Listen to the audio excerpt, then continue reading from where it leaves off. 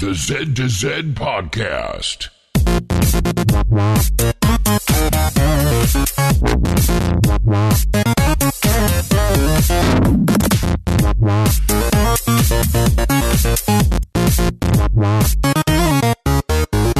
Good morning, good evening, or good day, and welcome to the Z to Z Podcast, the home for Xbox achievement hunters and Gamerscore junkies. I'm your host, Brandon Freeman. Thank you so much for listening. At Z to Z, we love gaming, and in particular, grabbing achievements and gaining Gamerscore. We do news, reviews, and interviews. If it's about achievements, we'll unlock it. You can find show notes for this show as well as previous shows on our website, z2z.com. This is episode 97. You can also contact us with questions and comments on Twitter at Z2Z, Z-E-D-T-O-Z-E-D, over at our forums, forum.z2z.com, or email us directly, contact@z2z.com. Well, I'm back for real. I get to be on the show tonight. I'm really excited. We got the band back together. We got Proulx. How are you doing, Proulx? I'm doing fantastic. Wonderful. And Randy's here. How are you doing, Randy? Yeah. You know, so we were supposed to do Plants vs. Zombies last night, and I don't know if you guys have ever had this experience before where, like, because I don't get panic attacks. Like, I've never, like, truly had one. And my father-in-law used to get them all the time. But, like, I had this overwhelming just anxiety last night. The kids were away, and so I had a little date night with the wife, and we were just sitting watching TV, and then all of a sudden, out of nowhere, I just started thinking of this email I got from my boss that morning. And she sent like this calendar invite. Hey, we got to finish up your annual review. I forgot to sign it and send it in. My review is in June. And so she's like, yeah, I totally forgot to sign it. And I'm like, okay. And, I just didn't even think about it. I said, yeah, marked it on my calendar. And I'm sitting there thinking, wait, that's really weird. Like, no. Like that. But, and I just started, like, thinking. And I had a vendor in that day. And we were talking about, like, my computer. And getting new computers and stuff. And I said, yeah, my old computer, I just had to pitch that thing. And the thing is garbage. I've been using my work computer as, like, my home computer. She's like, oh, you got to be careful about that. Never know when that's going to get taken away. And she planted the seed, which I think then led to me start thinking, like, oh, my God, what if I lose my job today? Like, what if that's what the meeting is? Like, and I mean, all of a sudden I started like just freaking out, and I was like, I got to back up everything. I plugged in my hard drive. I just started moving stuff over. I'm like, I don't know. It was awful. It was an awful feeling. I didn't lose my job. It was indeed actually we didn't sign my thing. Which is kind of nice because now I got like $500 of back pay that they forgot to give me for my raise. So, it's like a mini tax return. I wish I could spend... That's like an Xbox One X. That's what I was going to say. I wish I could spend that on Xbox One X, but I just went to the stupid passport renewal, and we had to buy passports for the kids. $500 to get 2 new passports and 2 renewals. That is absurd. It's just absolutely insanity. It's like the woman, because they're like, you have to write like a billion checks out. So it's like, oh, yeah, so U.S. Department of State, then that one's going to be $220. And then U.S. Department of State, and you're going to write that one out for $180. And I'm looking, my wife and I make eye contact, and we're like, how many checks do we have to write? She goes, and then you got to write one to, the county, and that one is for $120 something. I'm like, good God. We just totaled it up. I'm like, God, do we have to, like, move money over for this? Where the hell? Like, I honestly thought a renewal was going to be like, hey, here's, $40. You don't have to do anything. I don't know. Like, they already did all the work. I've got a freaking passport. Well, yeah, but you get it for 10 years. So, they got to stick it to you right now. Bunch of jerks. Anyway, so like I am feeling good. I'm glad we get the podcast up and going tonight. It's been a while. Been off for a couple of weeks, but I want to hear from you guys. What because we haven't had Proulx for a couple of weeks either. And then Randy, you guys did a great job last week. Nice new collection of hosts and people chatting. That was fun to hear. So yeah. What's new? What's new, Proulx? How's life treating you? Well, I was gone last week. I went to a wedding back home in New York. It was really fantastic time. You know what? A little bit of a rain cloud here, right? So, yeah, I planned the trip and, got all this time off because it's one of my very good friends who's getting married, and he happened to ask me to officiate the wedding, and are you actually ordained? I am now. Yes, That's awesome. Yeah, no, it was actually a really cool experience. But so we planned all this time off and stuff, and then of course, my car is fine. I use it daily. I use it for work, and no issues until 10 minutes after I leave my house, and it's like a little alert comes up. Hey, by the way, maybe there's a transmission issue, and you should probably get it checked. Oh, so no. I'm thinking, nah, you know what? I should be good for this trip at the very least, because it just alerted me of this. And then we made it about an hour further, and the car stalled on the highway. So, yeah, that was fun. I had to deal with that, and we got delayed about a day. It wasn't a huge deal because we had some leeway in the timing, but Yeah, but that sounds expensive. It wasn't terribly expensive. I mean, I had to do some upkeep on the car anyways.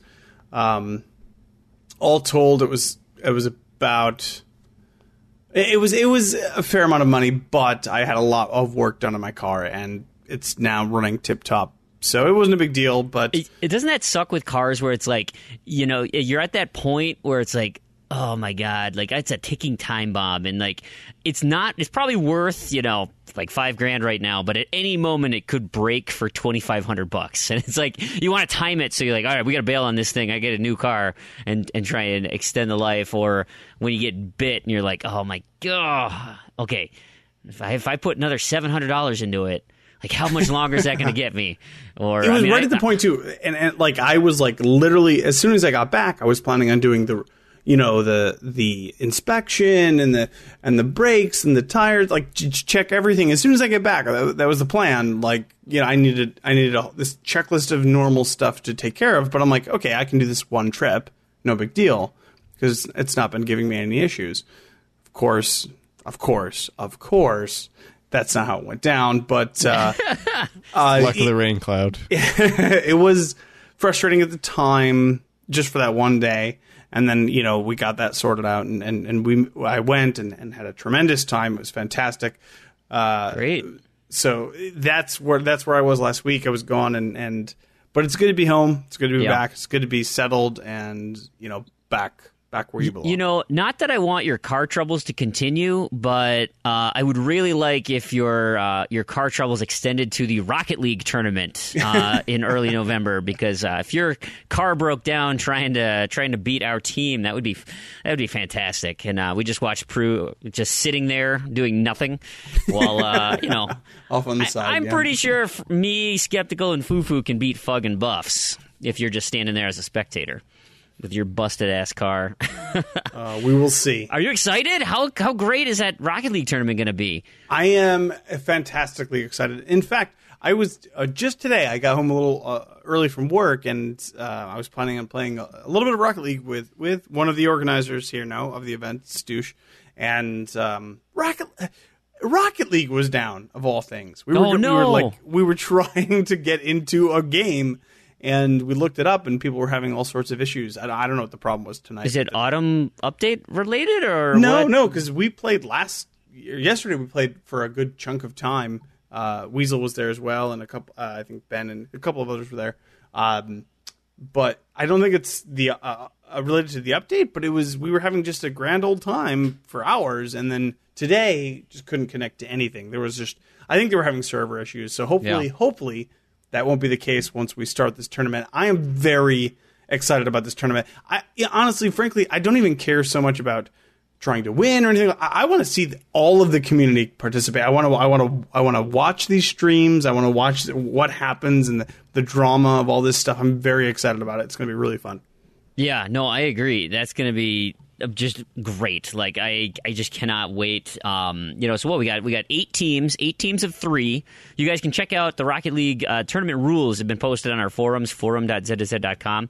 If you're interested in taking a look at there. Now, granted, the sign up is closed, so you can't. If you're listening and you want to be a part of it, you missed this opportunity. But I have a feeling with how excited everybody is and this just type of atmosphere that we'll likely do this again in the very near future. And mix up the teams again. It's kind of fun having a random team. I hope everybody. I don't think we have any real amazing all-stars. I know there's some very good players out there, but pairing them up with some other people kind of negates some of that, so it's not I don't know. I look at all the teams and I don't see a wrecking ball team. I see some very good teams. There's two in there that I'm kind of eyeballing oh yeah, okay, they'll be tough to beat, but I think every team's got at least one I would call decent player. I wish that was me on my team. I don't know, But anyway, so the festivities will be starting the first week of November, right? So just about a week out after this thing airs. We're going to be posting it on. Everyone's going to try to stream the games. That's the goal. I know. We'll try and match some things up. There's one matchup that has to go early because we got vacations. So we're trying to work ourselves around that. But we're going to have 1 week to try and get your game in, and then we'll see what happens after the first round. We'll move into the second round. Man, it's going to be great. So keep an eye on our Twitter feed. We'll try and link, retweet when some of our friends and stuff have streams up and going. If there's a game scheduled, actually, Proulx, we got to talk. I hear you're the captain.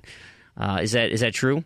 It may be the case. Yeah, so Skeptical's our captain, and so between you and Skeptical, you guys got to get your teams together, and we'll come up with a time that we get to actually meet up and figure out when we're gonna play this match. And I'm hoping that there's not going to be any issues this Sunday because I got some practice.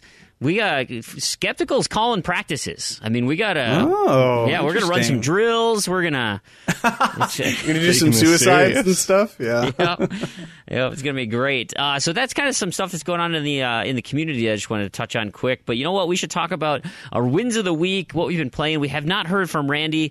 Randy, regale us with some of the wonderful things that have happened in your life. I'm specifically saying wonderful things. I don't want to hear your crap sandwich. I've had enough crap sandwiches. So this is going to be a real short segment. So as I've mentioned the last couple of weeks, I've been working on this challenge from Xbox Canada for the most Gamerscore. Now, as of recording, since, let me see the start date here, I believe it was September 28th or 29th. Give me one sec. It was September 27th. I have earned 36,055 Gamerscore. Wow. That's pretty darn good. I guess less than 3 weeks. And I've got at least 4,000 planned for tomorrow, so I will break 40. My original goal was 50. When's the end of it? The end of it, I don't know if Sunday is included. Okay. But Sunday, maybe 12 a.m. Sunday, maybe midnight Sunday. I don't know. But most of my push is going to be done by then anyway. Right. So, now, I know for a fact that there are at least 4 people ahead of me in the contest. Okay. Is there a leaderboard somewhere? How'd you find this out? You're just talking? I've just been seeing people mentioning it and looking at how much they've put up. So, sure. Can you verify their Canadian-ness? They're Canadian. They're probably more Canadian than me, so they're probably more valid in this contest than me, because I still don't actually know if I could claim the prize anyway. Oh, Who right. knows? You bet you could send it to your parents' house. I was just going to say, send it to your family. Well, I mean, that's what I would do is Yeah. I'm going to be using that. It's whether they actually check my residence status or if it doesn't matter or if I'm still I don't really know. Residency is a very vague thing. I've learned through immigrating.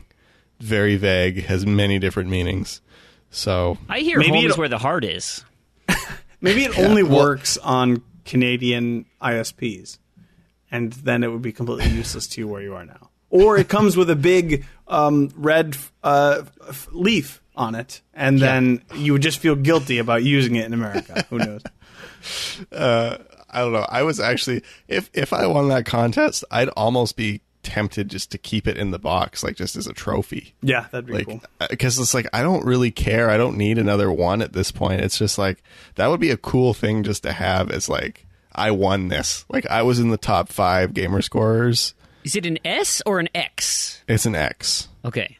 So And what I mean, if what if what do you mean Canadian you have feels enough Xboxes? Like, you don't have one of those. They don't exist yet. Yeah, but I don't have any use for it. I'm not playing any games that would take advantage of it. What if Canadian Phil Spencer signed it? And then you definitely wouldn't want to open it, right? You'd want to keep that thing sealed. No question. If it was any kind of exclusive in any way, any kind of unique, no question, it would be staying sealed. Canadian Phil Spencer, Philippe Spencier. Is that what we're thinking? So, Randy, what? So, with all this scoring that you've been doing, what kind of activities is that? What entails many gamer score? Bad games. Oh, hitting the arcade cabinets, huh? Oh yes, lots of arcade cabinets. The worst of which, so I'll just do the worst of. Neo Geo Sengoku, hands down the worst game I have played on this journey. Fatal Fury Special was a close second. Okay. But Sengoku took the cake. It is a terrible game. Terrible game. The scores are brutal. It's just a bad game in general. Just don't play it. 6180 The Moon was super mediocre. Like, it was kind of neat. Like, the mechanic for like 20 levels and then 80 more levels later, it's overstayed its welcome.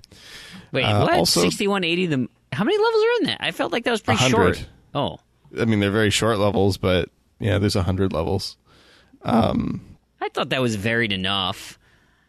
I didn't hate it. Honestly, I didn't hate it either, but I mean, I didn't think it was super great. No, either. I didn't think it was great It was either. just like, It was like, a good use of 2 hours, I think. and it's like a $3 game too. Yeah. Like, it's not bad. But my biggest complaint, though, it would have been significantly more enjoyable if it wasn't for the touch anywhere on a spike and die mechanic. Yeah. Did you touching the edges of the spikes killed me? Literally. How tough was it for you to do the reverse? It took a little bit to get my brain wrapped around that, but it wasn't too bad. Yeah. After the first, it didn't help that you started at the hardest level and worked your way back. Right. That was the biggest thing. Is like, okay, this level was hard enough playing normally. Now I have to do this level again backwards with reversed gravity. Yeah.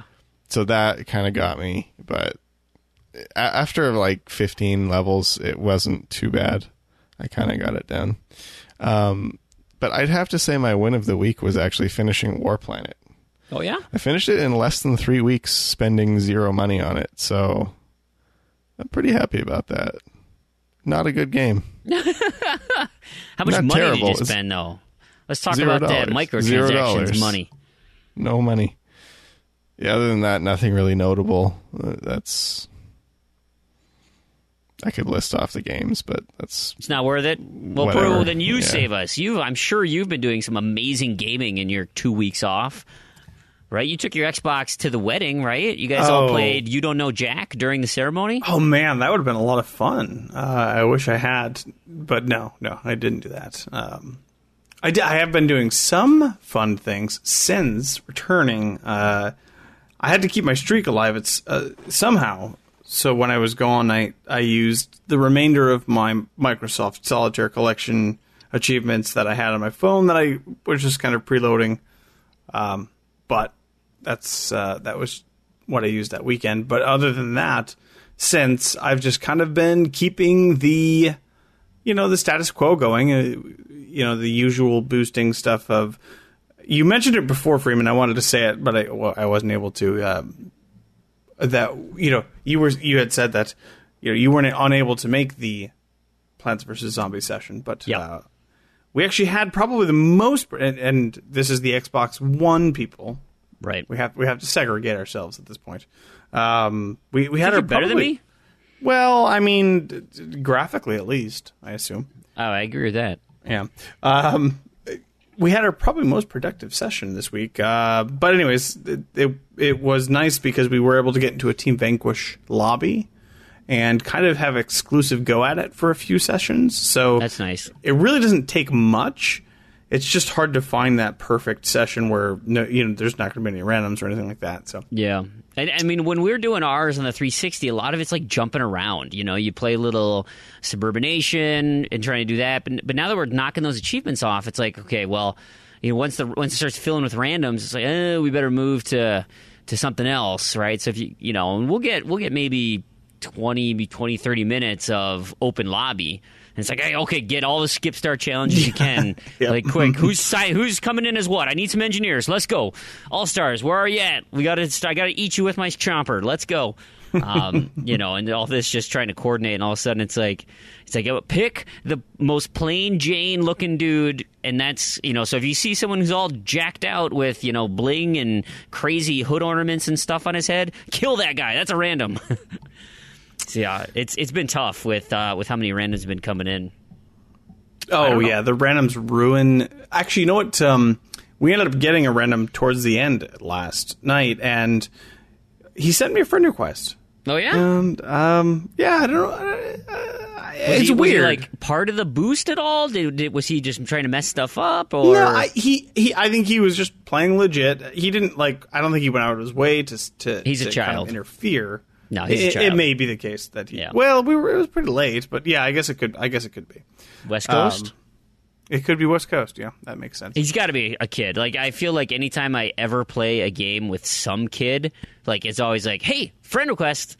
We played a game once. That was awesome. Like, you didn't yell at me. I'm like, Let's be buds. I was pretty close. Like, let's not.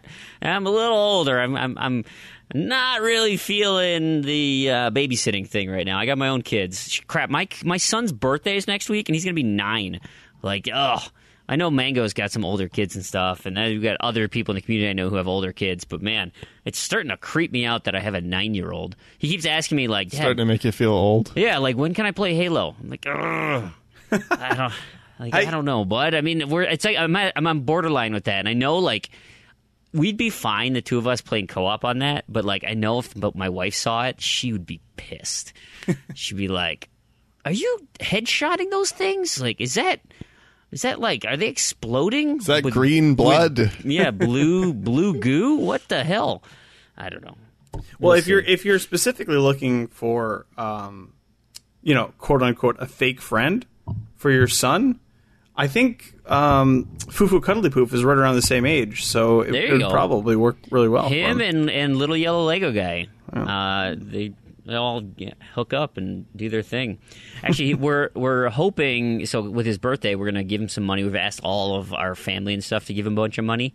And so we might be the proud owners of a Switch here in the near future. Ooh, so that might fancy. be kind of fun. Yeah, that's exciting. Yeah. He can have his own little thing, and then the rule is going to be like, it's docked at bedtime. Like, you have to put it in its dock for bedtime. Because if that's in his room, I don't want to sneak into his room to take it. Like,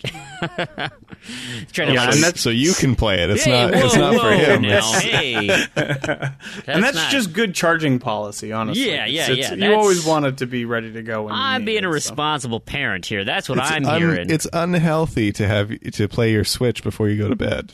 But it's not unhealthy for me because I'm older than you. Right. When my wife is singing them bedtime songs or whatever, I'll be just sitting in bed waiting for her to brush your teeth and get dressed. I'll just be playing Smash Brothers or whatever when that finally comes out. I'm so tempted. I'm so tempted by Super Mario Odyssey. It's gnawing at me on the inside. Now, let me ask you this, right? And I know this isn't a Nintendo podcast, but I got to ask you because I'm hearing early reviews that Odyssey is getting just perfect 10s and stuff. Naturally. If that was... It's like Sonic the Hedgehog or just like some generic ukulele, right? Would it be getting 10s? Is it only 10s because it's Mario? Here's the thing. This is a question that's often asked. And this was a question that was asked when Breath of the Wild came out. And it's the Nintendo factor, honestly. It totally is. It 100% is. I think that it's a difficult question to answer. I do think that Nintendo has something special, something that no other developer has. Whether you say that, I'm not going to get into the debate about whether a perfect 10 is warranted because that's super subjective. Yeah. I will say that they have they have an X factor. They have a special ability and an amazing frequency to make these amazing, incredible gaming experiences that the rest of the industry is super far behind. I don't know. It's tough for me to say that because I haven't specifically played Breath of the Wild. I haven't played Mario Odyssey. But it doesn't surprise me. It doesn't surprise me that every time that these people are working on these sorts of games, they come out with these new ideas, these amazing gameplay experiences, and it's just part of their pedigree at this point. To me, I don't know why anybody would be shocked that this was happening. Yeah, but I just, like, if it was just a reskin, like, if they just reskinned everything, right? So Goombas turned into, I don't know, eggplants, and Mario was an anthropomorphic frog, and, you just switched everything out with a different skin, exactly the same gameplay, exactly same everything. Like, there's no way it would be receiving the marks it would be getting. As a new IP, it would not be a perfect 10. As polished as all get out, like, there's just that little thing, that little factor that people are like, oh, nostalgia. Yeah, it feels so good. I don't know. Doesn't it? Can you give an example of a game like that has like can you say that Breath of the Wild isn't as good as it was said to be? Or, and I'm specifically, obviously, your question was directed towards Nintendo. Like, can you? I would argue that both Galaxy and Galaxy 2 were light years ahead of. Well, how about this? Could Halo 5 have been better received if it wasn't a Halo game? No, I think Halo 5. I think Halo 5 is a pretty flawed game. So I don't think that the franchise it was attached to was hindered or helped it. Honestly, I disagree. I think it could have been. You think it could have been better? Have you played Halo 5? I've seen Halo 5. Okay, but I look at it from a different franchise that I've said this before. Is I think Saints Row 3 is a fine game, but it is not a Saints Row game, and I criticize it for being called Saints Row. Yeah, because it was so. It's like Banjo Nuts and Bolts. Same thing. The fact that it has the Banjo name tied to it makes it worse. Brings it down because it's irrelevant to the series. Just like Saints Row 3, it's such a departure from what you expect from that name that it makes the game worse. I think it's because if they called Saints Row 3 Agents of Mayhem, I would have said, yeah, that was a fun game. Yeah, I might play the sequel. I think because what happens then is you see the game and the expectations are set with the title, right? Like if instead of Ukulele it was Banjo 3E, and you're like, all right, yes, and then you played Banjo 3E and it was Ukulele, you'd be like, yeah, okay. I mean, except Ukulele kind of was Banjo 3E. Well, right. I mean, that's kind of it's one of those ones where I get what you're saying, but I mean, that was kind of the expectation. I don't disagree that, but at the same time, with Mario, what do you expect when you hear a Mario game? There's so much variety, right? Yeah. I mean, yes, it's probably going to be some kind of platforming adventure, but still, like, it's not like Banjo or Saints Row where you go and you're like, I know exactly what this is going to be before you even release a screenshot. Yeah.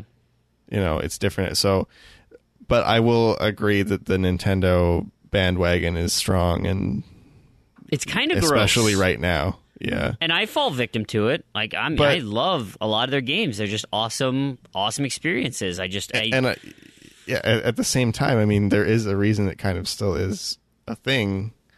I mean, I do think it's blown out of proportion a little bit, but I mean, Nintendo still makes good games. They do make good games. And not a lot of companies that can be said about anymore. So, nope. I mean, maybe. And, I think everyone buys reviews anyway, so who knows? Yeah. Nintendo probably doesn't have to buy the reviews, though. Yeah, absolutely not. Absolutely not. Prue, did you have something else to add? So much nostalgia. Yeah. I don't know. I guess I see your point that to some people it may be the fact. I don't know. So you brought up Saints Row. If it was called Super Mario Brothers Saints Row the Third, I don't think it would have gotten perfect scores. I think, not to say that there isn't an element of this sort of bias. It may be the case that that's true, but I think that time and time again, this sort of thing has been brought against them, and I truly do think that they're a special developer. I think the people behind them, the people making these games, are amazingly talented and are industry leaders almost always. Of course, I have a lot of issues with Nintendo. The software, the games themselves are not the problem. And they never have been. In fact, they've only ever been Nintendo's strength. It's always been the amazing quality of the gameplay that Nintendo has that makes them stand out. I think we're kind of looking at this differently. I'm not looking at did Mario or Zelda get a 10 out of 10 just because it has the name on it. I think maybe it was an 8 out of 10 or a 9 out of 10, and flaws got overlooked because it was Mario. That's what I'm thinking. Because it was Zelda. I do think that they're obviously extremely good games, but if that extremely good game was not made by Nintendo or did not have that character in it, maybe it would have been not perfect. Yeah, I think they would have docked at a point just because they don't have this attachment to it. Perhaps we can revisit this down the road, because there's some questions that we've got from the part of our feedback that I think this kind of ties into that. So we'll cross that bridge again. Just talk a little bit about what I've been playing the past couple of weeks. Just a couple of highlights. Speaking of amazing games, and I mentioned it on the end of last show, Ori and the Blind Forest. It keeps showing up on my UHH lists, and so I've been just kind of chipping away at that. Man, I love that game. I love those tight 2D platformers, Metroidvania-style games. It is just awesome. And actually, I turned my son onto it. I'm like, hey, I think this is a game that you'd really like. And he started playing it and was like, so what do I do? I'm like, well, I mean, just go. Just go. Well, yeah, but, do I have a gun? What do I do here? I'm like, just play the game, buddy. And he's, mashing through all the exposition. I'm like, read what they're saying. They're telling you how to play the game. You can't just skip everything. Look at your map. You see that circle? You need to go there. Okay. I'm stuck. How do I get past this? Well, okay. Let me teach you about a Metroidvania. If you come to something, you either have to think your way around the problem, or you may not have the abilities to think around the problem, or to be able to circumvent the problem. Okay, help me. No, I'm not going to help you. This is part of you growing up. You need to learn how to approach problems in games like this. And just seeing him work through these things has been awesome. And then, of course, playing it myself, it's you see, it's weird to take a step back and watch somebody who doesn't have years of familiarity with games approach a game that we look at some of these tropes and we're like, okay, yeah, I can't go in the water, it's poison right now. Something tells me I'm going to get an ability down the road where I'll be able to breathe that water or swim, or the water will get cleaned or whatever. So I'll just have to wait it out. But as of now, let's just platform, get to where I need to go. That platform up there is pretty high. I bet at some point I'm getting a double jump. Yep. Okay, I can't do it right yet, and you just kind of see all these mechanics of all right, this is here for a reason, and I know at some point I'll be able to do it. I'm not going to spend my time here. But for him, this is a brand new experience, and so I'm watching him try to he has Ori, and he'll run about an inch to the right and then run to the left, and running start, that'll do it. And he'll miss the jump, and he's like, okay, well, maybe if I run 6 inches to the right and do a running jump. And I'm like, buddy, I don't know if you've noticed, but you're actually not going any faster. There's no acceleration here. Ori is going as fast as Ori's going to go.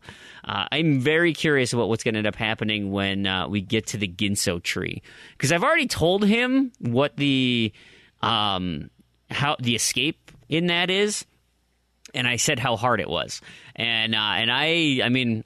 I have some lightning quick fingers to get that. It's not crazy hard, but it's a fun hard. I don't know. Have you guys played Ori yet? No, it's on one of those things that I know I should play, and gosh, I think I actually own it. It's in some form or another. It's just wonderful. Yeah. I've tried to buy Ori 2 or 3 separate times, and then every time I want to buy it, it's sold. Amazon won't ship it or something, or they were out of them once, I think. Yeah. So, I mean, I'll get it eventually. But Microsoft's digital store, always in stock. And Just I throwing won. it out there. I still wouldn't have played it by now anyway, so it doesn't really matter. Oh, those I just O's, needed man. I needed something for like an add-on item on Amazon, so I just bought a game. Sea Monkey Powder, Mighty Mango. Yeah, I've been hitting up those O's hardcore. That's so that, and then obviously it's a popular game, so it's showing up on UHH quite a bit. The other one that's showing up on UHH a ton, and that's just because it's so massive in the number of achievements, is Plague Inc. Let me just say the walkthrough on TA is phenomenal. There's a cheese, I guess is more appropriate, where you can play the first scenario with a bacteria, and you can get to the very end and create a save state at the very end. And then you wipe out humanity, and every time you wipe out humanity, you unlock a new mutation or a gene or something. I think there's like 80 of them or something. There's a bunch. But then what you do is you can just go and reload that last scene, play the last 2 minutes, another one, reload, another one, reload, another one. And so moving forward now, you can create all these boosts, these mutations to your genes for whatever disease you're running, and give yourself a wonderful starting point to take on all those mega brutal difficulty pieces. Now, so much of the game does rely on random chance, but you just have to deal with those when they come. But man, just following the guide through executing each of the disease paths is super helpful. And so I've got actually my screensaver right now is I named my Neurax worm Z to Z podcast. And so wait, did you just say screensaver? The background on my wallpaper. Xbox wallpaper. Yeah, okay. Screensaver, I was very surprised.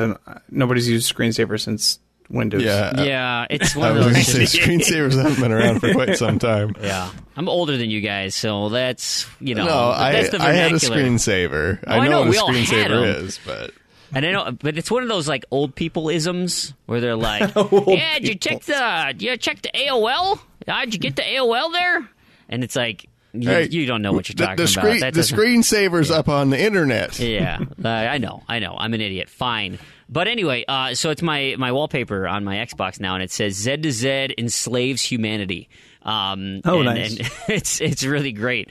The Neurax worm took over everybody, so I didn't end up. I think I killed like 70,000 people, but I've got 210 million trillion. How many people are on the planet? Anyway, they're all under my control. It's wonderful. So been playing a lot of Plague Inc. I'm actually planning to do more Plague Inc. here this weekend. I also got in touch with some community guys to play Livelock. It was on sale a couple weeks ago for like $5 or something. It's a 3-person co-op twin stick shooter. You're a futuristic robot. Let me just say the VO in that, the voice acting, the voiceover by this weird stupid robot is terrible. Like, I get he's trying to be a robot, but it really, really hurts my ears. It is not good. The gameplay is actually kind of fun, though. I like twin stick shooters, and it's just really just this, it reminds me of like Smash TV. You guys ever play that back on the Nintendo? Where you just kind of have all these waves of things coming in, or probably the more relevant Warhammer 40K Kill Team. That similar style to that, right? Just your general twin stick shooter, walking, the little Space Marine type dude. But there's a few achievements in there for playing with people of the same chassis, playing with people of different, and we just pounded out all the multiplayer stuff. Not hard at all. You just get with a group, takes you maybe 30 minutes, really nothing special in that. We actually, even Mighty Mango, who was lending a hand, he actually just sat idling in the start room while Kush and I went and just cleaned up everything, and then he just got carried along, got a few free achievements. He was actually boosting with you, Randy, that night. Yeah, he was. I was just going to ask. I was pretty sure that's the one that you stole Mango. Yep, that was the one. So we got that out of the way pretty quick. That was nice. That was a crossover UHH and random to-do list, so that's fun. And then finally, the last thing I want to mention is I played a bit of Gone Home.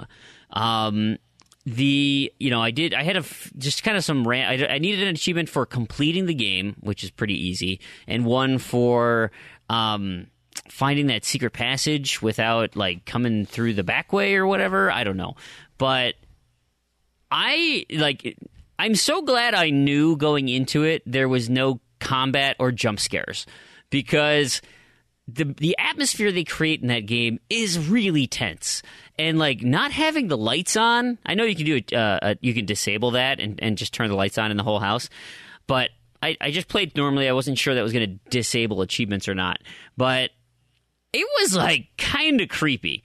And like I know, the storm would come up, or the TV was on, and you'd hear stuff, or all of a sudden like wind would flap one of the shutters, and you're like, God, what the? I don't like this. I don't. And then I think of games like those like actual jump scare games, and I'm like, there's just no way. There's no way I'm going to play any of those things. Like even lights on, like it'll be on mute. Like, but part of that is hearing. Oh, is there something sneaking up behind me? Is there? I don't know. Not a fan of jump scares. That just sounds absolutely awful. That actually reminds me of a comment that we had from Fufu Cuddly Poof. This was back last week, and he said, hey, I got a topic for you guys. Should developers add cheats in games? Would having cheat codes add or take away from that experience? And obviously, achievements would be locked if the cheats were active, right? Now, I mean, some games actually, they let you do cheats without discounting without taking off any of the achievements. It's just, here's a mode, like in that one specifically, there are achievements that absolutely say no modifiers, but I would consider it a cheat to have all the doors unlocked in the house. I would say it's a cheat to turn on all the lights, to do all this, and so some developers are already adding cheats. I don't know if you guys have saw the South Park, the fractured butthole. Have you seen what happens when you try to cheat in that game? I have. Freem, I was actually gonna interrupt you at some point here and just say I wanted to say I didn't get to talk about fractured butthole because I've been playing it. And you have been playing it? I have, yeah. Oh, let's see. We were trying to cheat? No, I didn't try to cheat. Which is interesting because I got to that part and I actually considered looking it up before I was going to just go around and try to find the actual clue. But I didn't. I kind of knew where it was going to be, so it wasn't that hard. Sure. But it's funny because you get to this part where there's a door, what you're referencing here, and you have to put in. Well, I won't tell you what the password is because no, but it's a key code, right? It's a key code, and if you put it in before you quote unquote earn it in the game, it will say, it will call you out for in a colorful South Park way for cheating. It's just brilliant. Yeah. And it's Cartman really rips funny. you a new one. It's fantastic. So yeah, if you haven't seen it, you can obviously look it up on YouTube and stuff. But that doesn't do anything to the game, right? That's just like a funny joke. It doesn't change anything or okay. Does it let you do it won't let you do that, right? You can't actually access the door by looking up the code. Like you actually have to find it in game before that unlocks the. Yeah, I believe that's the case. Although that only involves like literally walking up the stairs. At that point. I didn't think it was going to be. It's not crazy or anything like that. By the way, real quick impressions of Fractured Butthole. Yeah, let's hear it. If you liked Stick of Truth, you're going to love this game. If you like South Park, you're going to love this game. It's not significantly different. The main difference is the way the combat is handled, and even that is not that different. Where Stick of Truth was purely turn-based. I mean, this game is as well, but it's also grid-based now. So positioning is important in this game. Other than that, it is both a direct sequel and almost all of the gameplay elements are copied fairly straightforwardly. So it's Stick of Truth was great. So I mean, if you enjoyed it, you'll love this game too. It's a lot of fun, very funny, very obviously very South Park. So I'm having a great time with it. And I like the genre switch as well, where it's moving from fantasy to now kind of lampooning all this comic book stuff at this Right. point. But yeah, It looks so funny. It is. And also, of note, for as far as I can tell, the achievements are a little bit easier because there are not as many playthroughs, I don't think. Unless, But you have the token experience now. the token experience, which is a fantastic Is that achievement. when you play on hard, essentially? Yes, you have to Play play on as hard a as a black character. Yeah. Yeah. That is hard. No, that is hard mode. Yeah, you just it's turn to a black literally when character. you set the difficulty, it is a color. gradients of skin tone. Oh, because, it had on Grand Wizard difficulty as a black character. What? Yeah. Oh, because So there's there- two different difficulties. Okay, so when you Yeah, when you so create your it's character, both. when you create your character, essentially your skin tone determines the difficulty of the game. I don't know how much that actually affects, but once you get into your first combat, you'll also set your quote unquote combat difficulty, and it'll give you three options for that as well. So I imagine I did not try to do the hardest difficulty first, so I may come back to it. But a lot of the Stick of Truth achievements were like really specific, and you could only do them in one playthrough unless you were following a guide. It seems like that achievement, that difficulty achievement, is really the only, as far as I can tell so far, the only missable that you're going to hit with this one. Okay, well, that's good. Yeah, the other one had a bunch of missables. Those Chin Pokemon and getting all the what, you had to get all the clues There's or still whatever? collectibles in here. There are missable collectibles, but Okay. So you're counting but not those, like not counting yeah. those. I meant like playthroughs. Like you have to Sure. you'd have to go through without selling or buying anything in the Stick of Truth or stuff like that. Like that sort of stuff seems to be kind of toned down a little bit. Good. Were there other things you wanted to talk about? Other games? I didn't mean to hijack your little section. How come you didn't mention that in your part? Well, because you started talking about Nintendo. I never had a chance to go back to my list. Oh, yeah.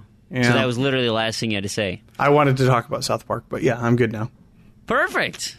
I want to talk about. We were just talking about missables and just kind of crappy achievements. I got an achievement for you that is a complete pile of garbage.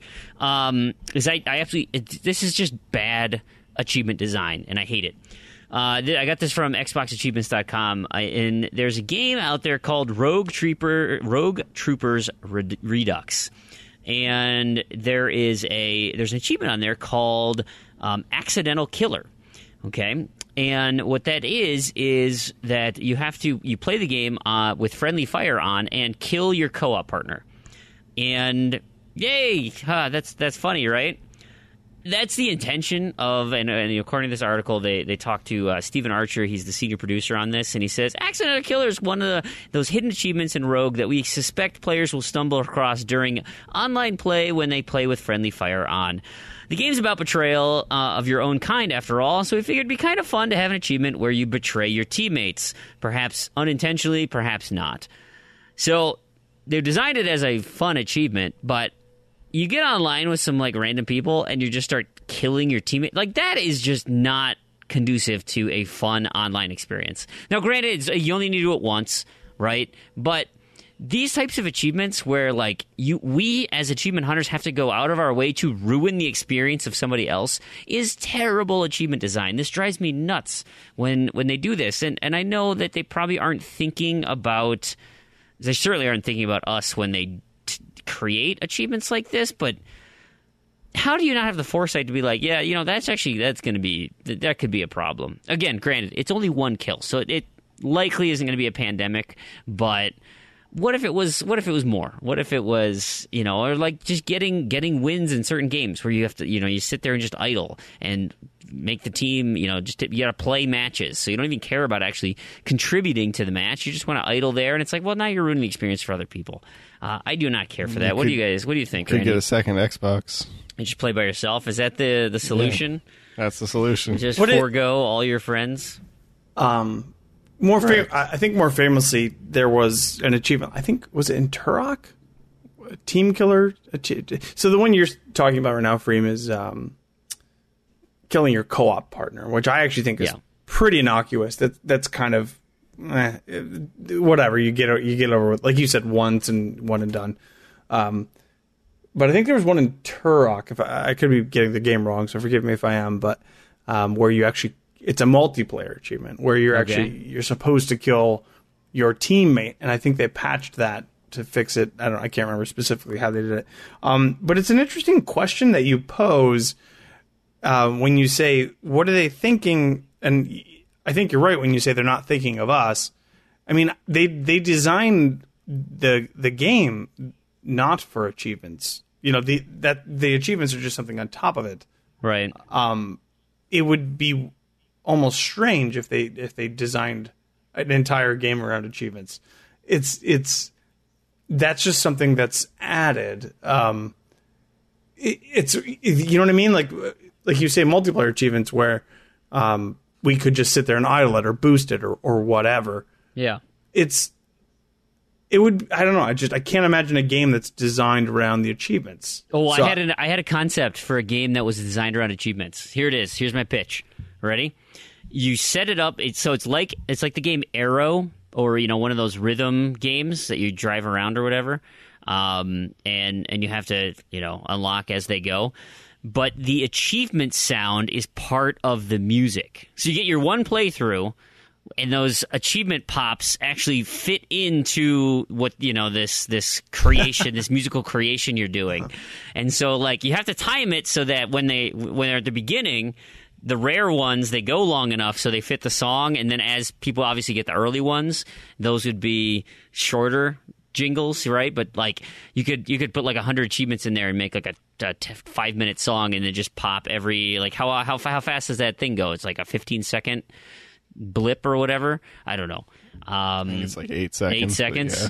So you could just have those pop in there as part of the music, and it would create the experience as you're going, and the achievements. So when the toast goes down to nothing, then a new one pops up. Right, that's actually part of the visual experience too, and you just incorporate that into the whole game. How fun would that be? Until you play it once, and then. Well, I was thinking until the replay value on big rigs there, champ? I was thinking a lot until they update the achievement system. Like you mentioned, rare achievements. That was literally not a thing, right? 10 months ago. So it would be kind of a difficult thing to prepare for. But if every achievement is story related, they're not going to be rare. Right, that's the idea. You'd plan it first. So, the first X many people are going to have a real crappy experience because it's not, they're not rare, and so it's going to be off. But maybe you could do it in such a way that would incorporate it. I don't think any of them way. would be rare by the end. By the time it's been out for 2 days. If it's like Spectra or something, where that they. Further down the line, the achievements get a little more difficult. Granted, you could just cheat the heck out of Spectra, but you could make the game difficult and try and artificially make things rare. I think the easiest. If that's your goal, to me it would be easier to simulate the achievement than to actually plan for it.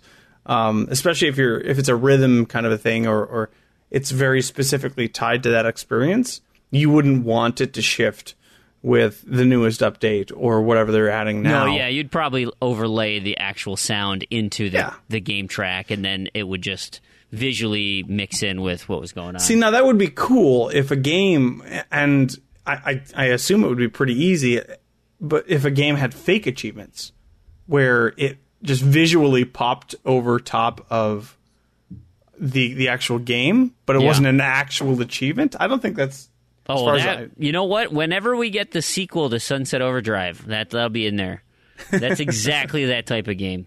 Yeah. Yeah, brilliant. Okay, should we move on? Should we talk about some not happy news? Because I think that's the next story we got here. It's reviews Ed. Oh, we can. Well, do you think that's happy news? We can talk about that. Not this week. What are they playing? From what I've heard from Warren, that is not the case. This week they're playing Bulb Boy. Bald Boy? I haven't even heard of that. Bulb Boy, like light bulb. Oh, bulb. Gotcha. Well, you know what? How about we hear from Damien and Warren about Bulb Boy? Take it away, guys. Z to Z Podcast presents Review Z. All right. So back for another installment of Review Z. This time we are not channeling Wayne's World or Bill and Ted or whichever 80s, flashback. We could do Back to the Future next time. But I'm here with Warren. Planting. What? What, you said Back to the Future? It's like we record this with no idea what happened in the main show that even brought us to where we are right now. There's always that possibility, yes. Thanks to whoever segued to us. I'm assuming we're in the beginning again. Could be in the end. Who knows? Who knows? We just know we're there. But we're somewhere. We're somewhere in the podcast. Oh, we're at the beginning, I guess, where what everybody was playing. So, hey. What we played this week was we'll get to it in a second. Bulb Boy. So this was published and developed by Bulbware. I think this is the only game they've ever done. Yeah. So another timely review. This actually was released to Xbox One on October 6th, 2017, with a Xbox Live store price of $8.99. I don't know. Is this an exclusive to Xbox? Was this ever on Steam? This was on PC before Xbox, yes. Okay. All right. Hopefully. So so it's a point and click. I don't know why they call it adventure. It's a point and click. You walk around, had to click on things, interface.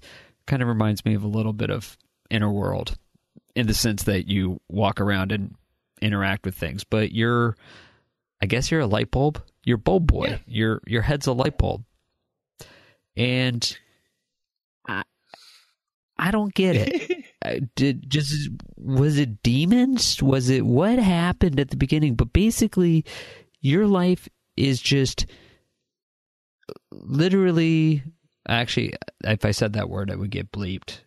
Do we want to use the achievement? No, but it's stinky. It's stinky poo that comes out of your butt is what happens to your life. I don't think that's going to get bleeped. No, probably not. They might look at you funny. But don't worry. There is a lot of that in this game. Actually, there's an achievement. Nice to poo you, if that gives you any. So, actually, I will let you, Warren, take off about this first because I know you just have a lot to say. Well, let me start with their color palette. Do you like the color green? If you don't, do not play this game. It is not only what green, if I love green? But it is like the sickliest color of green I have ever. It's like baby puke green is what you're seeing the entire game.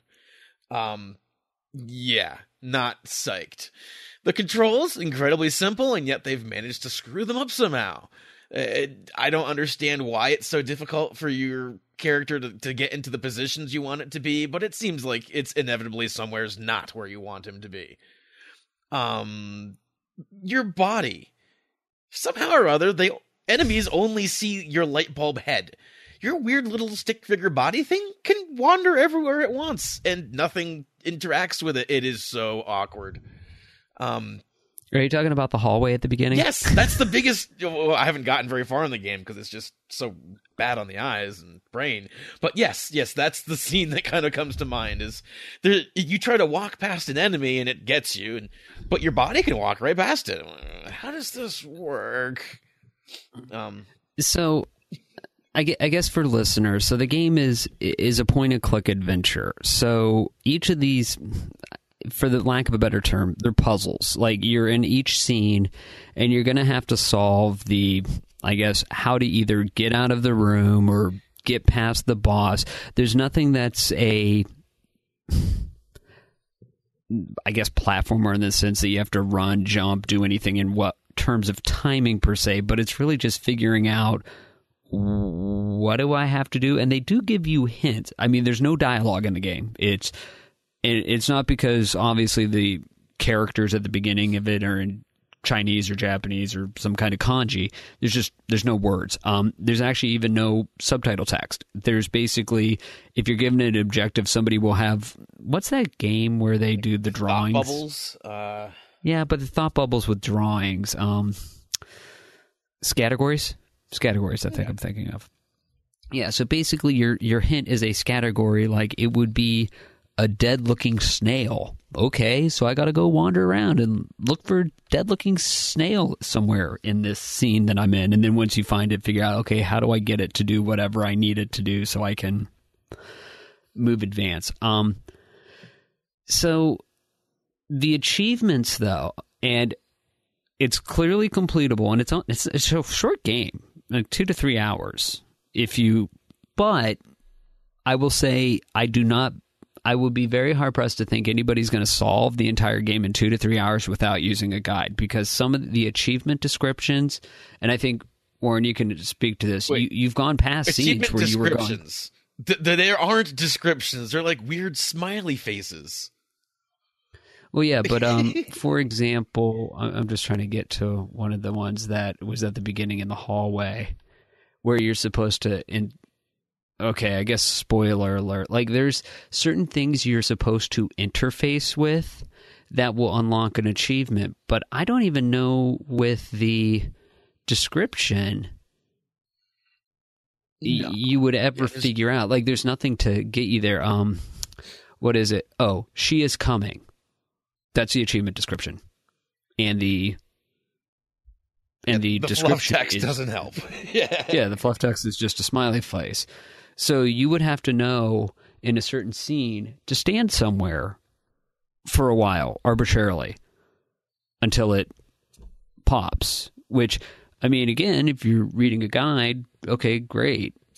But, I mean, I went past that saying I had no idea that I had missed achievements. And which leads on to the second thing. There's no stage select. Once you're past a scene, you can't go back. You can't even... The last save state, and this is the other thing that's annoying, the menus are bad in the sense that I looked at the thing that said, like, it looked like a save icon in the trash. So I was in scene 2. I was like, okay, I can go back to scene 1. No, it just takes you back to your last save state before that last checkpoint. So if you're 5 checkpoints back ahead, it'll take you back to 4. Otherwise, you got to finish through the game to go play it again, to know to go what you needed to do. Isn't that great? Yeah. I mean, nothing in there is... I mean, again, it's a 2 to 3 hour game, so going through a second run through, that's fine. But I'm not really sure if you're going to want to go through and try to figure out what you're missing just by randomly playing through again and again and again if the description is just very convoluted. No, I completely agree with you. It is very hard to push myself to want to go back and finish this. That's the sad part. It's easy Gamerscore, and yet it's that painful to play. And I find which is unfortunate at certain points, because parts of it are, I mean, the game is violent. It is violent and messed up in a way that I would think, wow, this would be really cool, because it just takes things to such a odd extreme. But I don't know. I just, like, as he said, the color tones and all that just made it, I mean, entertaining, but not captivating. And sounds. Play it on mute. Save your ears. Yeah. I mean, just in general, for $9 and the 1 or 2 playthroughs, it's definitely disturbing and just what did I do? I mean, it's different. It's really different. I will give them credit for that. Yes, they definitely came up with a unique kind of point-and-click adventure.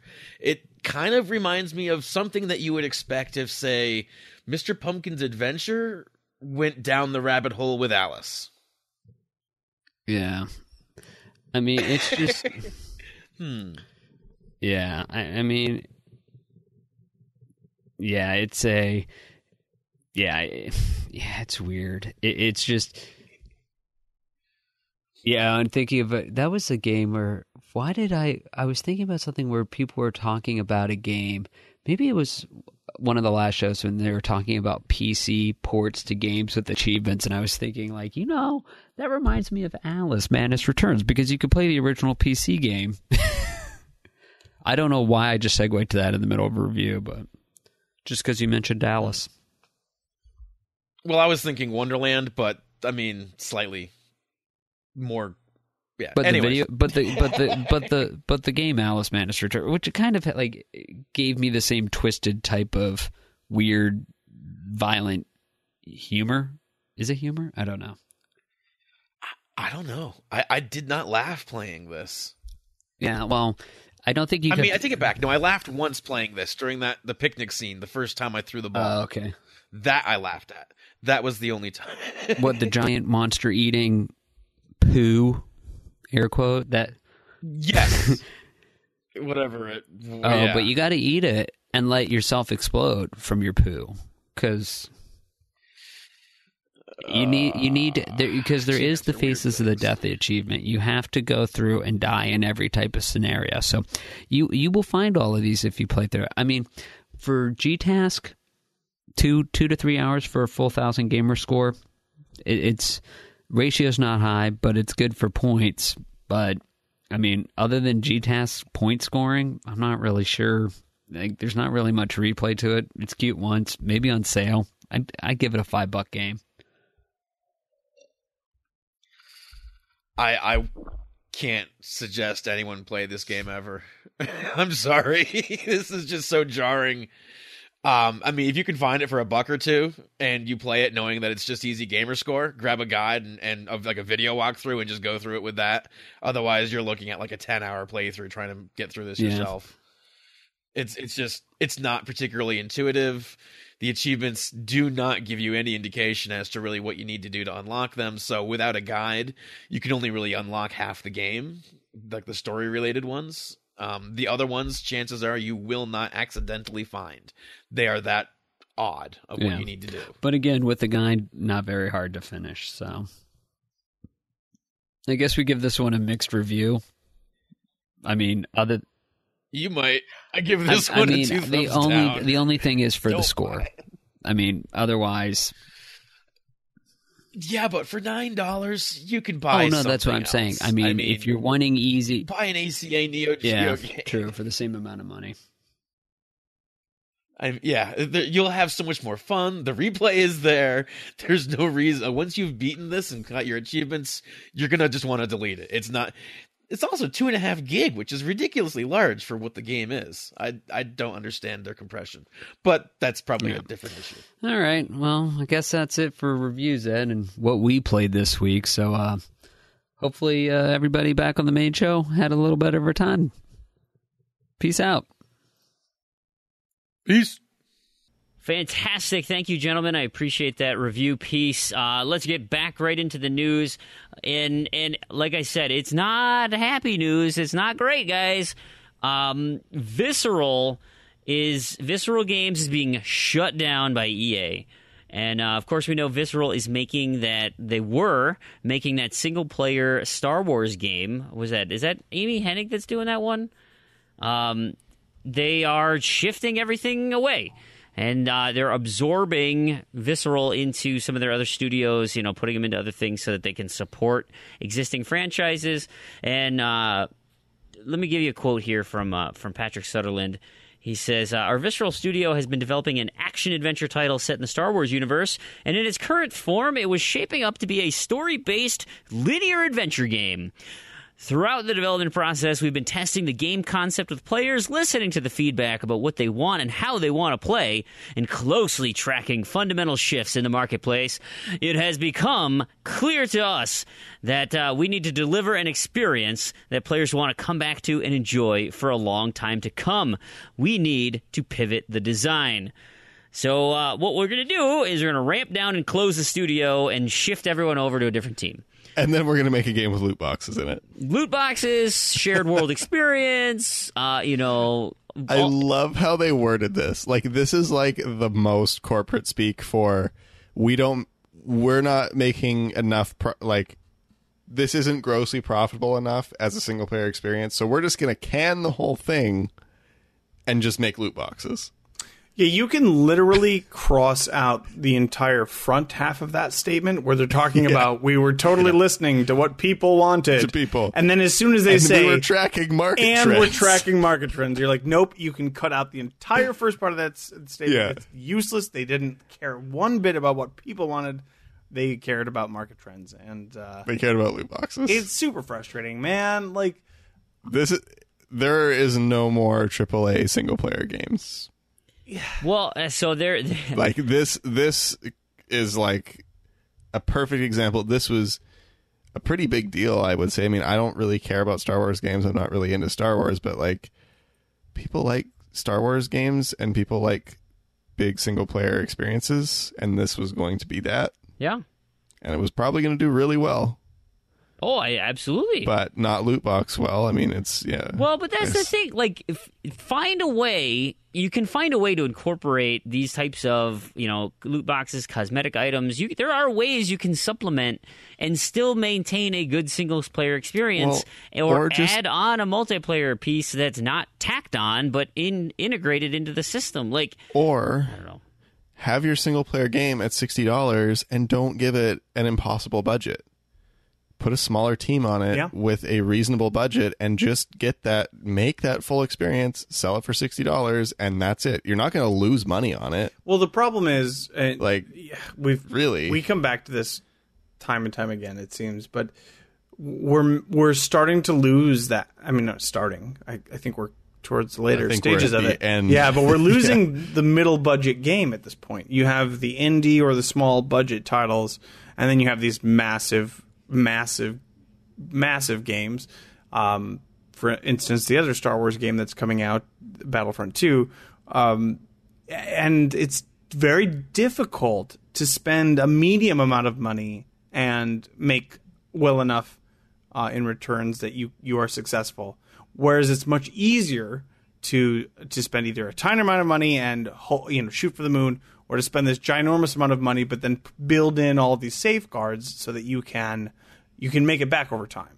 And it's just the market is shifting, and it's not. You mean over a week? Well, no, I don't. I mean, I get what you're saying, but I don't think it's the case that even look at. Oh man, it frustrates me so bad when they say market trends, and you mentioned this, Fream, just a minute ago when you were talking, and you said shared universe. And I'm like, God, if they turn this into Star Wars Destiny, I will be so upset. I will be so mad if that's the case. I mean, that's probably what it's going to be. It's probably what it's going to be. But that could be really fun. I mean, that was wasn't that essentially Knights of the Old? Like, that wasn't like a true shared world, but wasn't that the concept behind, your kind of MMO? It's like a hybrid MMO. Like, what's wrong with that? There were Star Wars MMOs. There were two. So you could do it as a successful. shooter, have similar Destiny mechanics. Hey, I don't know if you guys know, despite your hatred of Destiny, like, it's actually a pretty popular and fun game. So, like, I know you're going to stand there and be like, hey, I don't care I'm either dying way, on this but... cross because I feel like I have to now. Like, I can't wait for here's you my and question. Prumate to sit down and actually play it and be like, damn it, now I got to eat my words because this is actually fun. Hey, just so you know, Prumate plays Destiny too. So. I know he does. Yeah. I'm gonna actually friend him. His gamer tag is Prumate, right? You switched it. It's Prumate. Exactly. Spelled Prumate exactly how it sounds. 69XX, right? Here's my thing, though. It's interesting because, and I don't discount the success of Destiny, but I will say that it didn't seem significant enough to move it obviously has been. It's changed the industry. It's kind of moving the needle.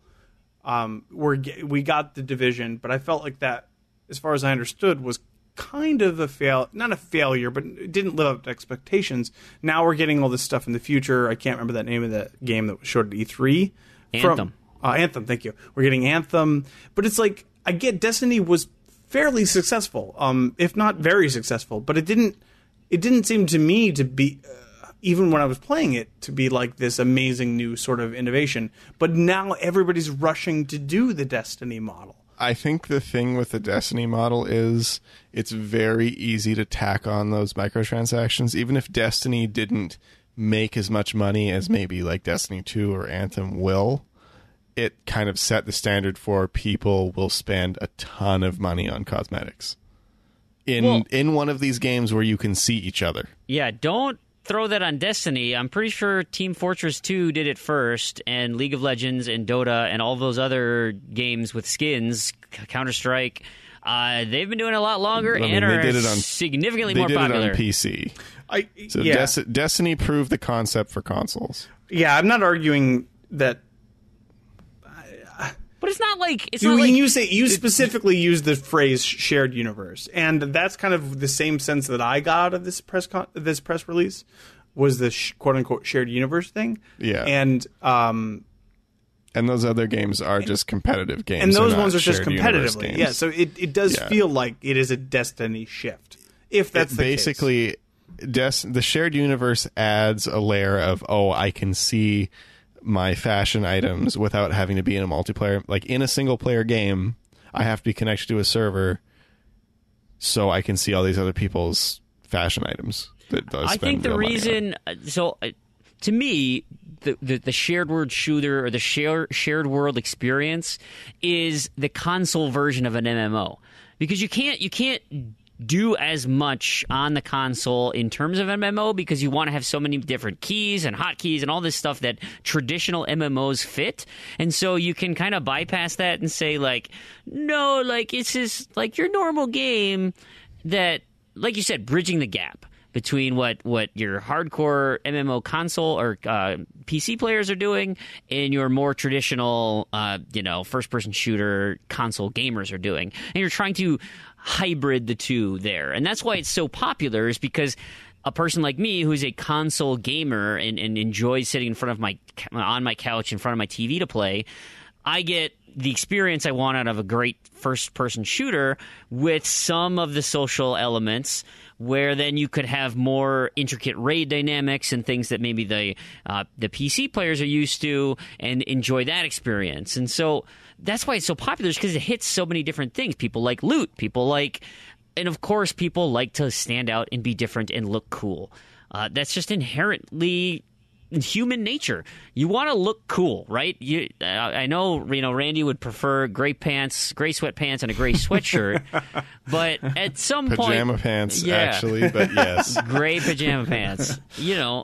But some of us, when we go out into public, we like to put on a nice shirt, or a clever shirt, or a funny shirt, or something. You want to stand out. Some of us, when we go out into public, just wear pajama pants, and and to each their own. But it's just human nature to want to be, and that's especially with this new generation coming up. Everyone wants to be unique. That's the beauty of it. Everyone wants to be unique, which inherently makes you not unique. It's great.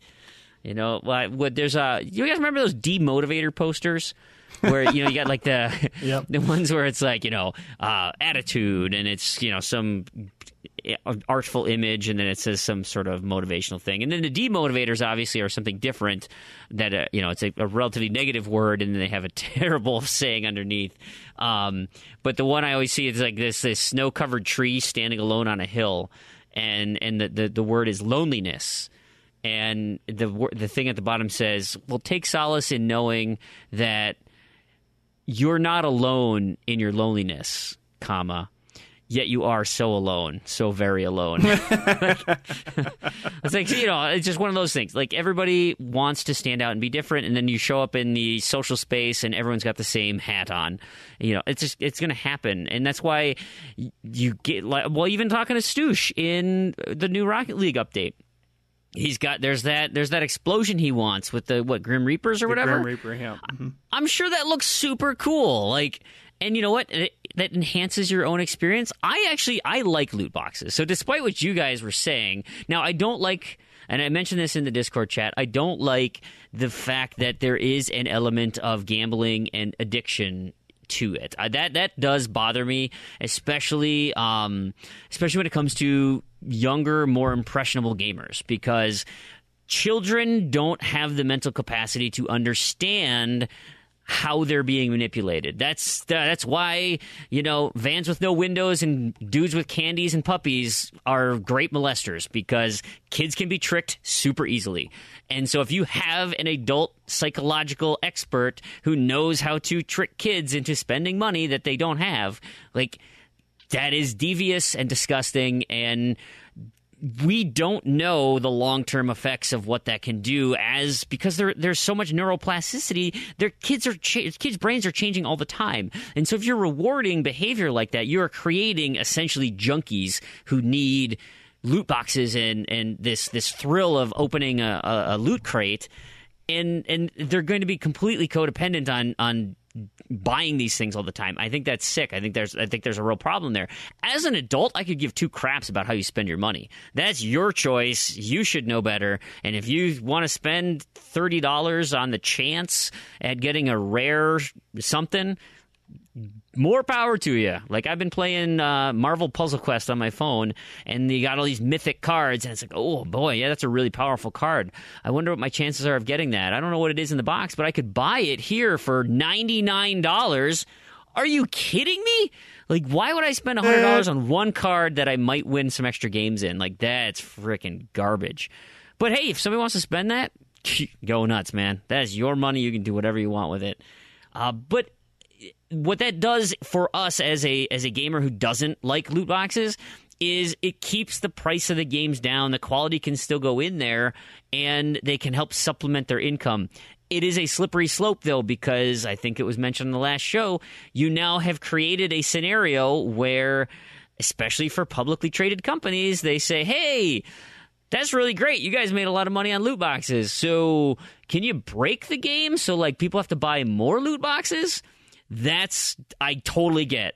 I totally get that, and it's dangerous. But I also think, and I've mentioned before, I don't think it's sustainable with the large-scale, heavily polished, large-team games.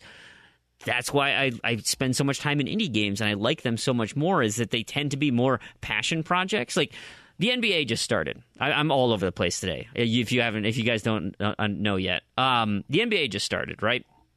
My wife hates the NBA, absolutely hates it, loves college basketball, right? Well, what's the difference, right? It's high-level competitive basketball. Why would she not like the NBA versus college basketball? You know why? It's because there's so many kids in college basketball who aren't going pro. They're playing the game for the love of the game. They're doing it because they love the sport. They want to try hard, and when it comes to tournament time, that could be their last game ever at that high-level competitive thing. So you get these indie developers who have an amazing idea, and they put their heart and soul, and they try so hard to come up with an amazing experience. Some work, some don't, some, whatever. But that's when you get the pure human element into those games. Yes, the large AAA games, the Assassin's Creeds, the Call of Duties, like those are going to be great, awesome experiences because they're so polished. There's a lot to do. They're massive. They're beautiful. I like those too, but there's just not quite the heart there for that. And so how can, do these indie people need to start coming up with loot boxes and stuff? You don't see a lot of that in those games yet. Are loot boxes going to start creeping in there? Yeah, probably. I mean, I think it's it depends. Inevitable. It depends on if they have shareholders to answer to. Well, that's nice too that they don't typically. Yeah, I mean that's why they can make a game that is not diluted by something like that. Ultimately, I think. I mean, you're. I think what Smirnoff mentioned it last time when we talked about how much everybody hated season passes. And there was a man, I can't believe this. There was a season for season passes, and I feel like that has for the most online passes, not season passes. Well, they call them season passes, though, didn't they? No, they called them online. Season passes are when you buy all the DLC up front. Online passes are when you have to have a code to play online. Yeah, okay, I misinterpreted what he meant. But even so, I'm thinking of season passes where you actually buy all the DLC up front. I feel like that has waned. There are still some egregious. I don't think so. Destiny's one example. Standard Battlefront, in pretty much any AAA game is a AAA. Yes, passes. But I don't. I think a lot. I mean, yeah, they're call them their premium passes or something like that. They will offer those. And the only games that have pre-planned DLC are AAA games and Telltale games, basically. I suppose. So, I mean, if an indie game has DLC, it was probably actually developed later. Yeah. Instead of planned content that was cut from the game so they can charge more money for it. Well, I don't think the map packs and crap were actually cut from the game. I think they just planned it into their long term. 3 maps on launch instead of 12 like you used to get, and then they charge you for the other 8. Well, yeah, but then they put more into the engine, the development, the assets, things like that on the front end, and then they say, okay, well, our long-term plan then is to develop 3 more maps. Once it's launched, we do bug fixes, and we launch 3 new maps, and then in 3 months, we do another 3 maps. And it just so they can shift their focus on, instead of creating 12 maps and take away some development team from making sure your jump works, that's just extending your development cycle. That's just good business. So you don't release a buggy garbage mess. But they still do. Yeah, I think that these AAA games that come out today are not more polished than ones that came out before. It seems to be quite the opposite. I just think that the era of you buy your game once for X amount of money and you're done, and then you have the complete experience, it's just over. I mean, it's a slow death. And oh yeah, I mean, except for indie games, but yeah, it's gone. Yeah, it's just not the way that the industry works anymore, and we just kind of need to learn to deal with that. Could it hit a tipping point where ultimately multiplayer games right now are really popular? I think Phil Spencer's even said this, that could we have a cycle where it's like, yes, when there's so many of these types of games out there that nobody can stand out and everybody suffers, or the big dogs take all the revenue, and so it doesn't even make sense from a smaller, the AA or somebody developer to even try and crack that nut, because so many people are playing Destiny, Battlefront, Call of Duty, Battlefield, whatever, that what's the point? Agents of Mayhem's not going anywhere, Lawbreakers isn't going anywhere, Battleborn isn't going anywhere, right? Like, why Agents even... of Mayhem was actually all single player, I think. Oh, that's right, it was. Surprisingly, yeah. It wasn't even co-op, I don't think. I was meaning Lawbreakers mainly. Paladins, I think, is not doing great. Anyway, or Paragon, that's the one I'm thinking. Well, what an interesting question, though. We talked a few weeks ago about PUBG, right? And there's a direct answer to what you're kind of positing there. There definitely is room for smaller developers, smaller teams to come up with something that is disruptive and important and significant. So it's just hard. It is hard. Yeah, exactly. Yeah. Well, of course, then you have... It's like a Flappy Bird. It's like making it on the App Store or the Google Play Store is. You can have this unicorn that comes along once in a while that has, it's just like a small team that just happens to make a hit, that gets lucky in some kind of discoverability somewhere and makes it. But at the same time, most of the time, you're probably just going to get buried. But it can still happen. Yeah, and I mean, look, you mentioned PUBG. Now, you got how many battle royales are going to be coming out over the next couple of years? You're trying to tell me that Red Dead Redemption 2 is not going to have a battle royale mode? Like, I guarantee, and it's probably going to come out a year late, right? Why did it get delayed? Yep. Mm-hmm. Yeah. That'd be astonished if it didn't. I mean, GTA 5 is kind of developing one. I think that's a community-driven thing, but it's still... I think the thing with PUBG now, though, is like it has so much momentum. It's going to be really hard for anybody to even take a bite out of it because everyone already bought it, and it clearly is doing something right. Oh, yeah, absolutely. And I'm sure, but it's not going to say people aren't going to try to cannibalize. No, but especially somebody like Rockstar. Do you think Rockstar is going to bat their eye at Brendan Green? I think Rockstar. No, they'll do their thing. At least with a game like GTA, though, is you've already got an established multiplayer. You're just adding another mode to that multiplayer. It's not like it's a standalone thing where like you were just selling GTA Battle Royale. It's like, oh, here's another edition of GTA Online that you can play. Well, wait until Red Dead 2 when you can buy $3 loot crates and maybe get a bedazzled cowboy hat in this. Yeah, now you're talking. But like, what about games like we're playing Plants vs. Zombies right now? you can purchase cosmetic things in that, but you earn in-game currency so fast that do you even notice the microtransaction piece? I don't. No. Like, and it's cosmetic. Like, as much as I would love to have, a zombie with a disco ball on his head, like, I'm not going to spend money on it. Like, it looks really cool, but it doesn't really do it for me.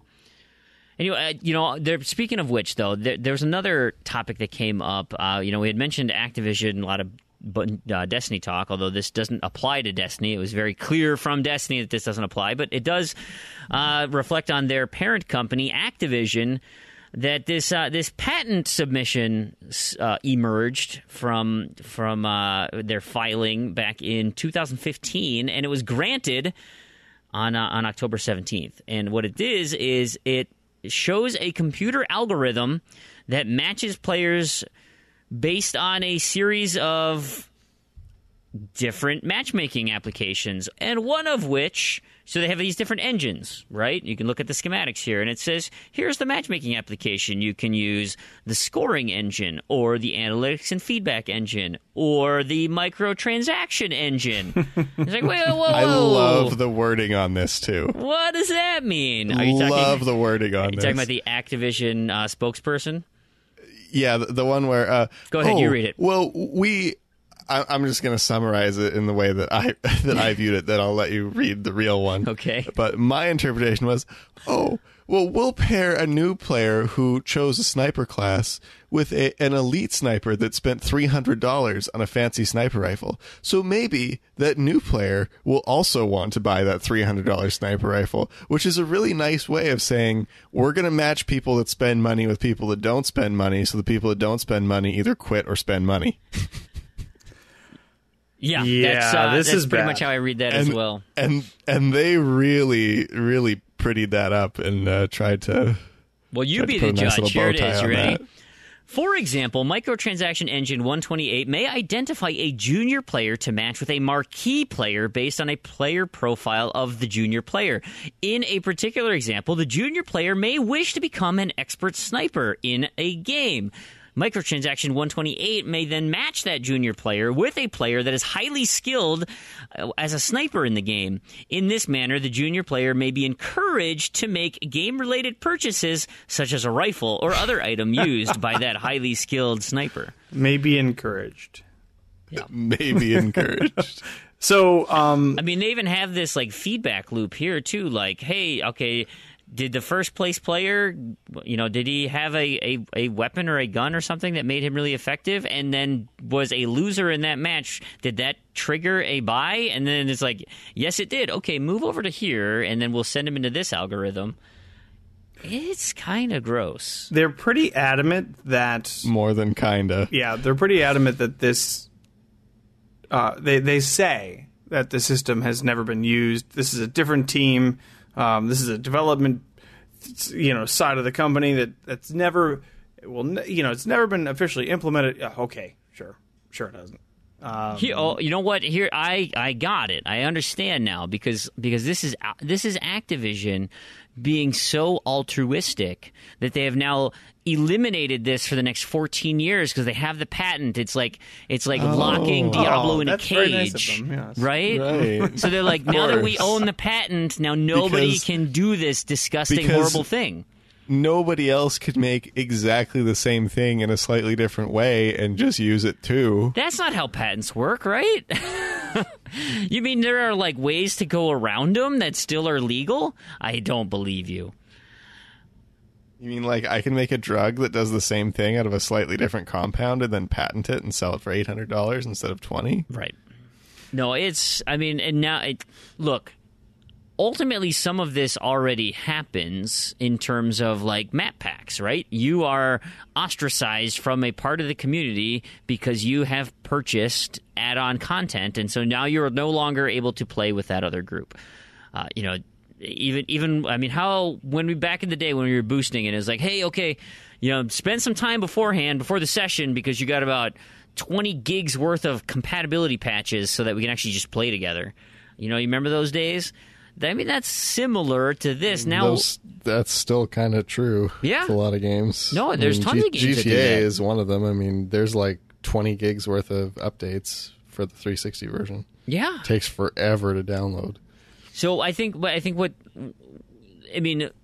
spokesperson who made that comment, I think, has actually just made it worse. Because if you go into it thinking, oh, I get it, so they're no question. They're going to put people together who are already buying money, or you spending money to get these cosmetics, and then maybe they'll see another cosmetic that's like, oh yeah, that's even better. I want that one, and it's like, oh yeah, okay, that makes sense. Yeah, I don't have a problem with that. And then you read what he says. No. It's like, oh wait a minute, no, you're going to match people who didn't spend money with people who did. Yeah. We're going to go straight to your worst nightmare of microtransaction matchmaking. Right. And we're just going to confirm that is exactly what this is. So let me share a story here. And I think I've mentioned this on the podcast before, but I didn't play a lot of video games in college yet. I had a roommate who did. He played PC, a big Team Fortress 2 player. Like, he was in a clan, they would practice and stuff like that. And this was my first experience, certainly with PC first-person shooters, never any experience in that, and I really hadn't played that much video games in general, and so I'm like, what is it? What are you playing with Team Fortress 2? What is that? I don't get that. Oh, it's a great multiplayer. You want to take a look here? Sure. So we download it on my computer, and I get into a match. He's like, yeah, we'll just mess around. So you will be on different teams. You can be on blue. I'll be on orange, and then so just pick whatever class you want. Here we go. And he promptly killed me every second he saw me. Like, immediately, just I don't even know the map. I can't even move. I don't even know what I'm looking at. And it was instantly dead. And I'm like, it's like the Mr. Miyagi style of teaching you how to do karate. It's like, what am I learning here? He's like, well, just get good. I'm like, yeah, I don't know how to do that. Good, I don't even have the controls. Just how is that? How is this helping anything? And now I'm envisioning that experience here, where it's like, great, here we go. I'm a nice noob player. I got my white engram equipment on. I'm feeling pretty good about myself. And all of a sudden, this Gjallarhorn bazooka nuclear rifle comes out, just explodes me. Oh, that was great. There's the kill cram. Oh, yeah. He didn't even need to see me. That thing actually shot around a corner, homing missiled, and exploded on top of me. That's a real crap experience. Imagine that same scenario where you're not on an even playing field from the start. Oh, yeah. Like, this guy is not only better than you in experience, he's also got a cheater gun. Or at least in Team Fortress 2, you could pick that same class and have the same gun. That is true. Now, I don't want to... Like, you are on a level playing field. Like, it's just, you do just have to get good. With microtransactions, you don't even have the option of getting good. You just lose, unless you spend money. I don't want to suggest anything specific here, but Destiny was released in the fall of 2014. This patent was filed in late year 2015. I'm just saying I don't think it's a coincidence. I think there's a pretty clear correlation of what's going on. Yeah, because you can't think of any other Activision property that would benefit from this. It comes out in fall of the end of the year. All right. I think that's a good spot on that. I know the loot box conversation will not end. And actually, I've reached out to Beer Me. Beer Me is really excited about getting on the show, guys, and he has some thoughts on microtransactions. So I'm excited to hear his take. We're just trying to finalize a time that will work for him, and I think he's getting some new recording equipment. So man, I'm super pumped. This is the state of gaming as it stands today. So ultimately, we're going to continue to have conversations about it because it's the the hellscape that we're living in. If that's the approach you tend to look at, it's not great. It's not great, but I'm not terribly happy with the way my country's being run right now. But in 3 years, that's going to change. So I hopefully in 3 years, loot boxes are dead too. We hope that's going to change. We had a message from M. Surin sent a message to me with a YouTube video called the Mutual Human Actuation, and it was it's kind of a We're going to post a video in the show notes. You should take a look at this thing. It is a VR experience where you are tying together two people's experiences, although they're having a single player. I can't even explain it very well. You've got two people in VR, headsets, and they are both experiencing independent single-player games. Yet the two of them are directly influencing each other based on what you need to do in the game. Let me give you an example. The open of this video has a gentleman who has all the he's got the mocap suit on, so he's got the little golf balls taped to his elbows and everything, and he is holding a stick that looks remarkably like a fishing rod, and it's got some pliability to it, and they do the VR overlay, and indeed he's fishing, and but you can tell he has tension on that band. And it's like, well, that's a cool little tool, right? But what is somebody just going to attach a band to a wall or something? Like, that's weird. And so they show that experience, and then they cut to a different experience where a character then is in a storm, and she is flying a kite. And so there's the string coming off the kite, and it's a very strong storm, and it's pulling her kite away from her. And so they show her with a similar apparatus, that's going up into the air. And it's like, I bet it's connected to the ceiling or something. Well, then they pull the whole thing away, and the man's fishing pole is actually the string that's connecting to the woman's kite. And so she's pulling against his fishing pole to simulate the kite tension, and he's pulling on the other side to simulate the fishing experience. And so the two of them are in the same shared environment, yet their forces and interactions are having a direct feedback into their gameplay loop. This video is fascinating. You guys got a chance to watch this? It looks so weird. Like, just watching what they do. I really get it, or like what the point of it is, but... Well, the point is you have a different sensory experience than sitting there, in a passive experience, right? These are things happening to you. You're feeling forces. You are, did you watch the whole video? Yeah, I watched the whole video. Go ahead, Proulx. It's an interesting kind of idea.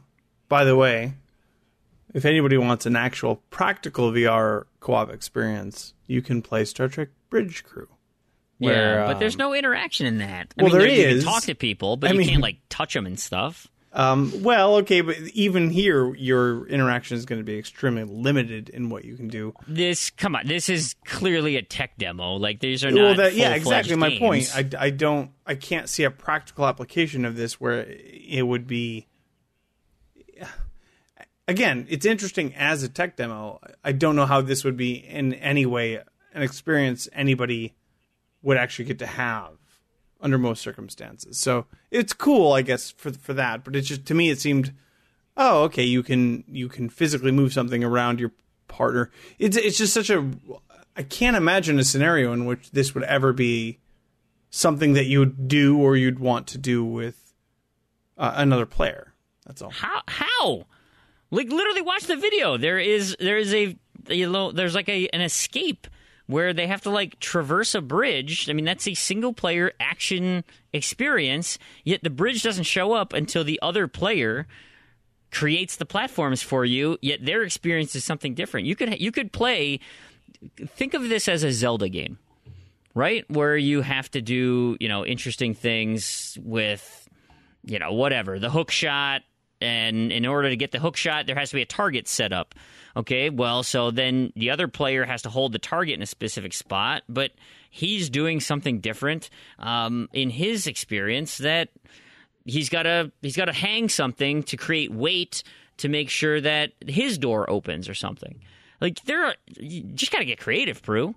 Even the one where there's the zombie experience, and that's what I kind of like about this one too. Is there's in the girls' version, she sees a zombie avatar, and she's holding a sword, right? It's a foam rubber sword, and she is wailing on the zombie.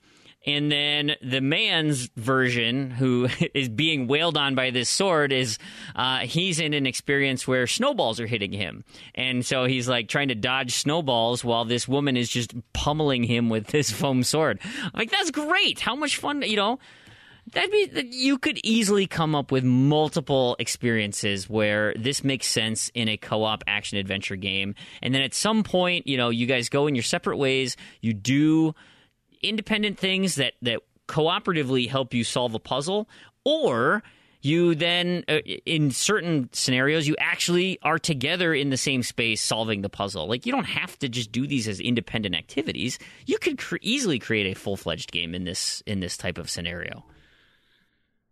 You got creative, Proulx. I don't think creativity is my issue here. I think it's practicality. But I guess it's just because we have cords still. VR is still in its infancy. Well, but yeah, as and then you'd have concept, to. You would literally have to have an entire room dedicated to this sort of stuff. So yeah, I think it's kind of already have to though for VR. A lot of VR. For VR, yeah. Well, totally, and that's why I think. I think that's a big, huge issue with VR. That's why VR will never have the same, adaptability that regular games do. I think.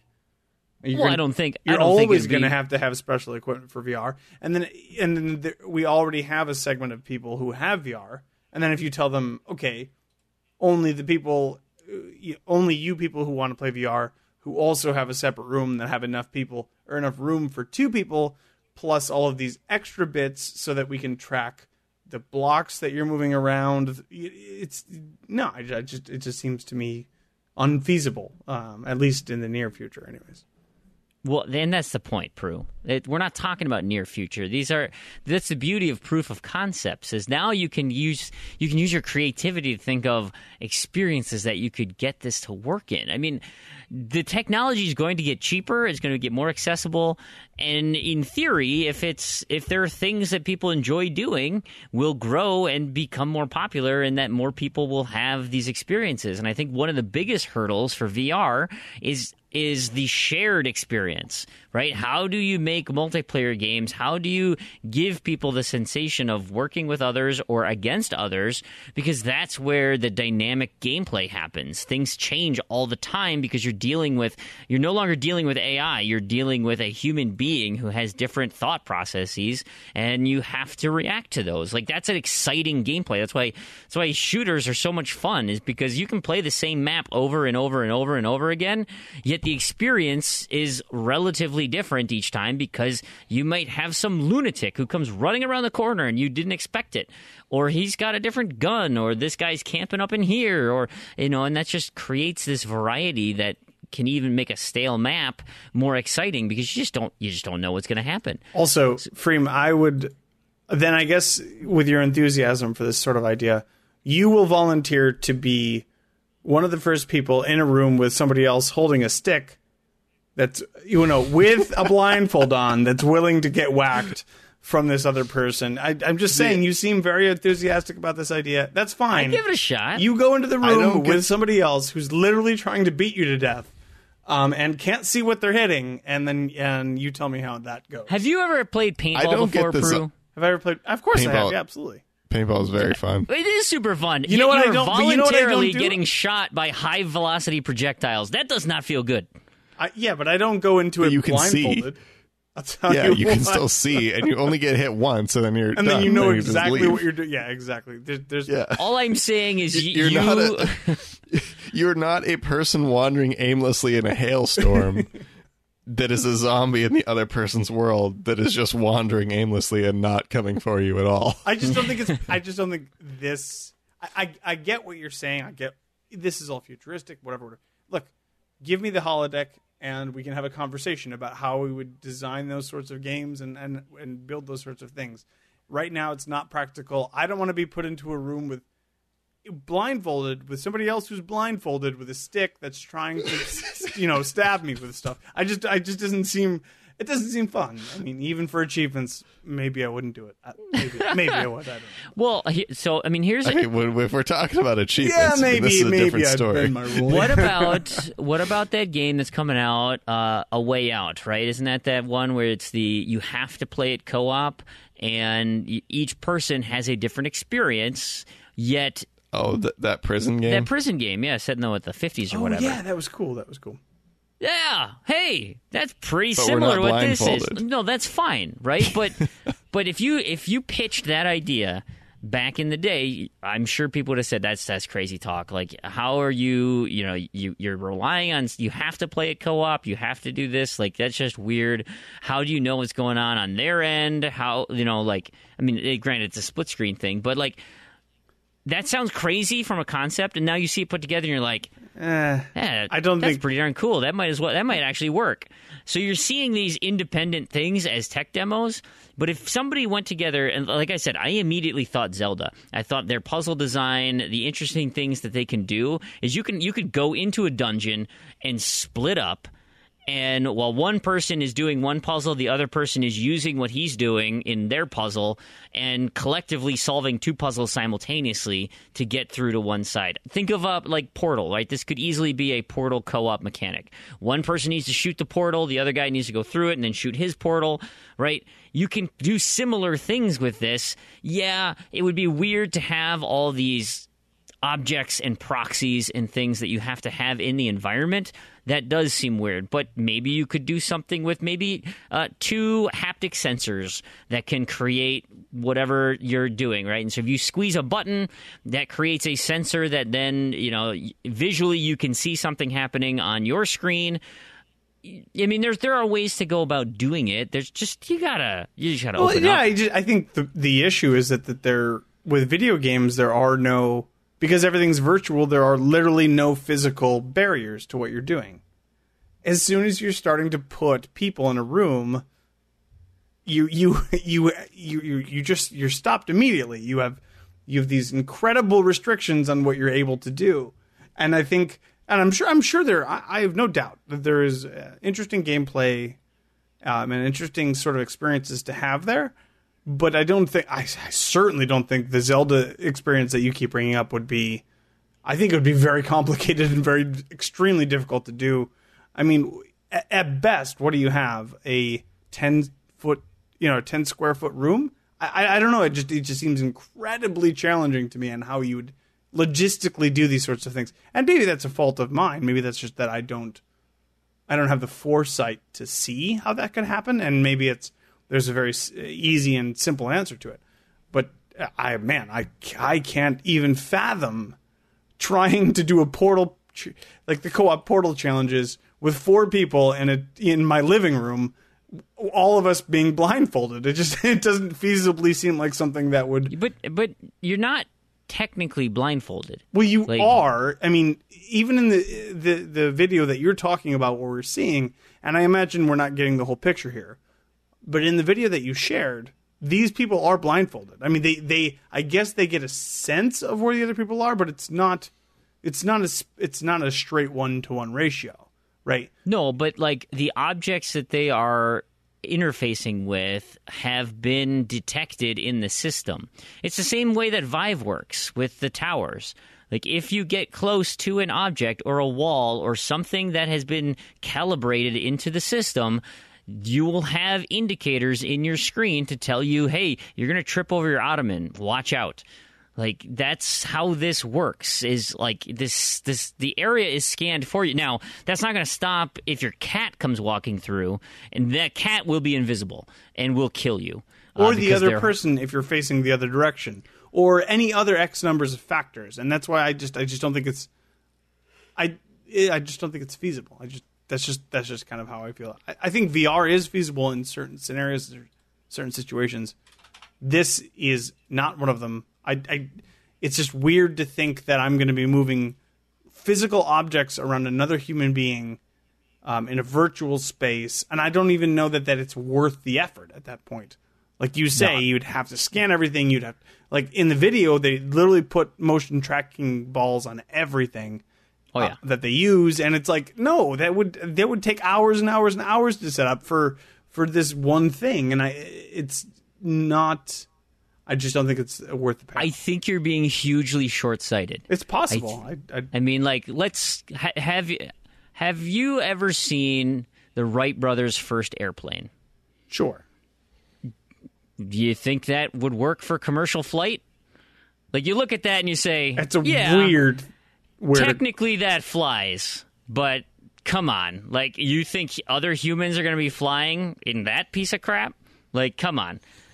I've seen an airplane. Give it some time. You let things develop. You let the technology improve, and now you have 747s. Like, let it go. Okay. You have the... Just like that. That is quite the leap, and it's quite the... you're trying to make quite the analogy there. But think of how fast technology has grown. Look at the size of your cell phone. Look at the Segway. In the mid 90s. Look at the cell phone in the mid 90s. Look at your cell phone today. Imagine the power that you have within a short period of time. Technology is only... It's escalating in how fast we can get it, because now the computers not every technology we're developing from the outset is a success. If you were looking at, say, you were looking at the Wright brothers in the early 20th century, or you were looking at Zeppelins in the early 20th centuries, it may have been the safe bet, in fact, to say that Zeppelins would have... well, no, of course, everybody's going to be riding around in dirigibles. You can't, at the outset of technology, you can't just say the technology is just going to get better. There are things that are going to seemingly have promise, and then just fail, or just for whatever reasons not work. And I'm not even saying that VR is that case. I don't know. I don't even want to project that far into the future. I'm just saying this specific example, what this is, to me, doesn't seem very impressive. It doesn't seem. Again, and you may be right that I could be being very short-sighted here. I don't know. In 30 years, I'm going to make you eat these words. Okay, write this down. Long bets, you and me. Fair enough. Because when this VR experience is going to be amazing, you're going to say, man, Brandon was so right. He was so right on so many things, and he is a better Rocket League player than I am. We're gonna get both of those.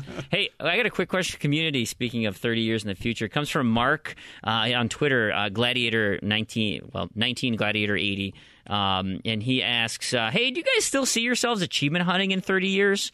Like, who's the oldest achievement hunter you guys know? Is it Tarragon? I think it's got to be Tarragon.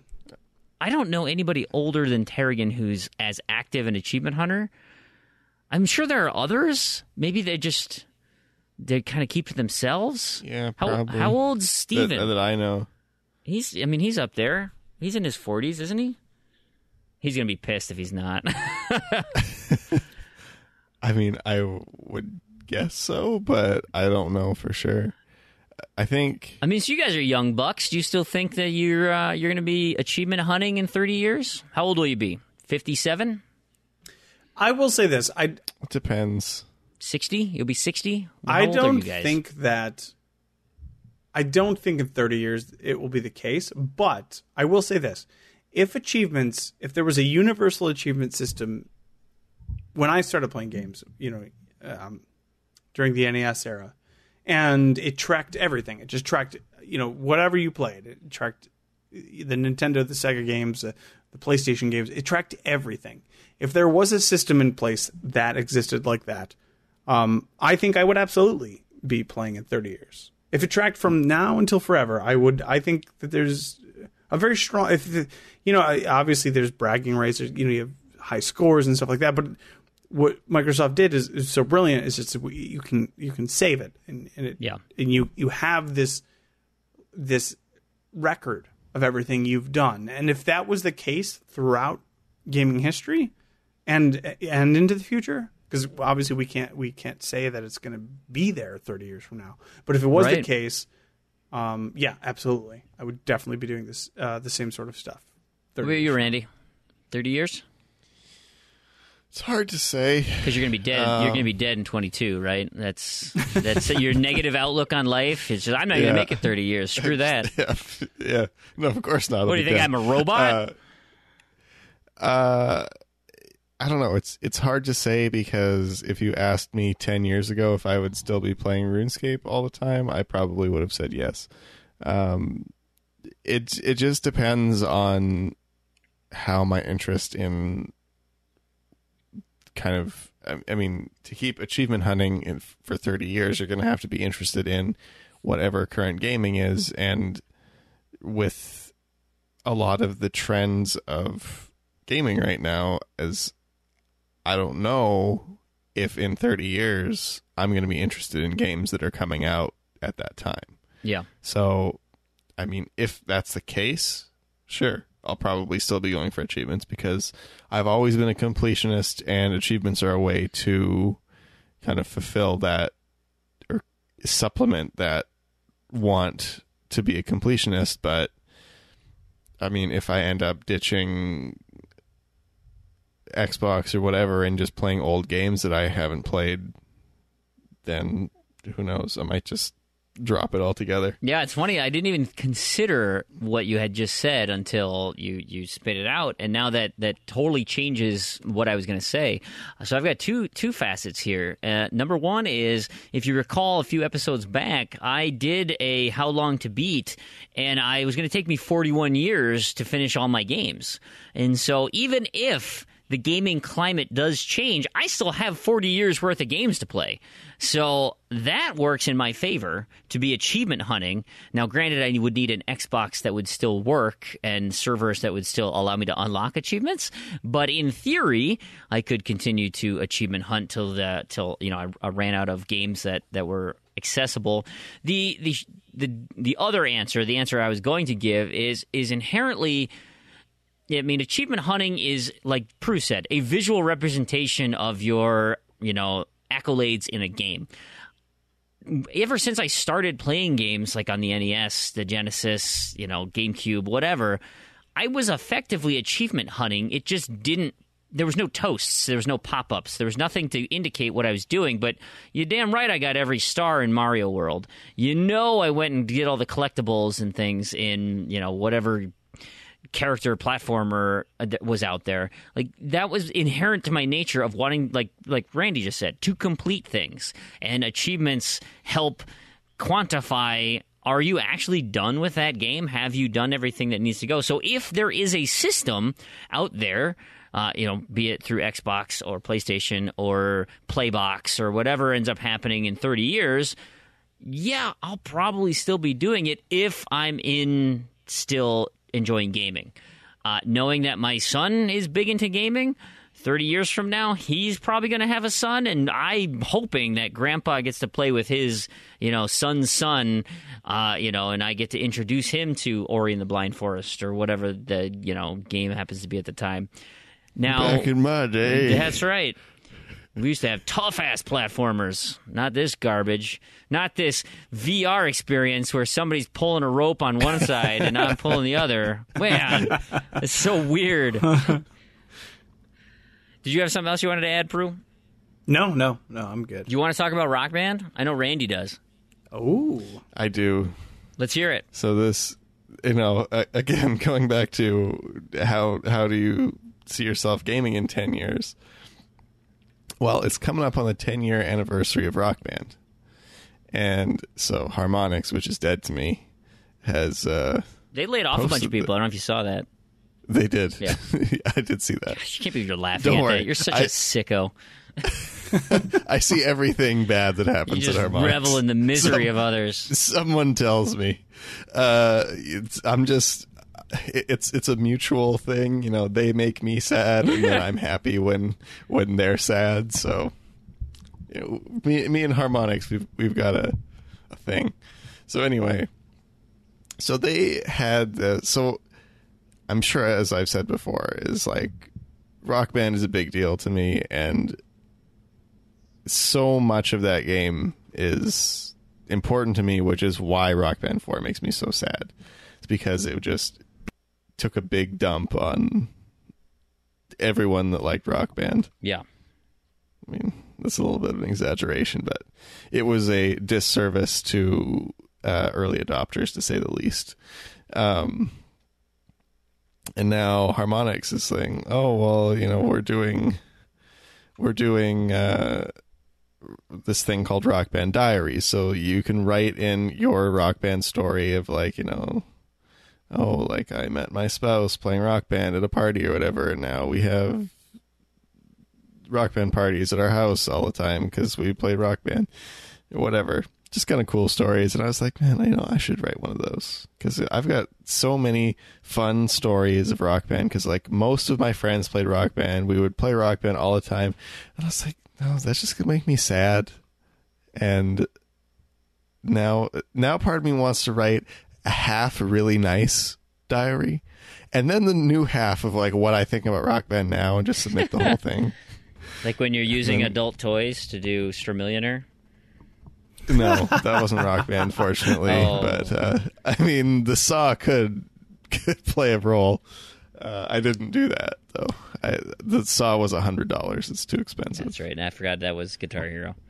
Yeah, that one's Guitar Hero. But Randy, I'm curious. I don't know. And this happened a couple weeks ago, so I wanted to get your take on it too, Proulx, because I feel like you're kind of in the same boat as me, where Rock Band is like a very big deal to you, and like it is to maybe not as much as it is to me, but like, you know, it's a big deal. It's funny because you know, the achievement question that we just had about, you know, achievements in 30 years, and when you first posted the link to this, and it said Rock Band Diary, and I'm like, you know, it's 10-year anniversary and blah blah blah, and I'm thinking that Rock Band would have.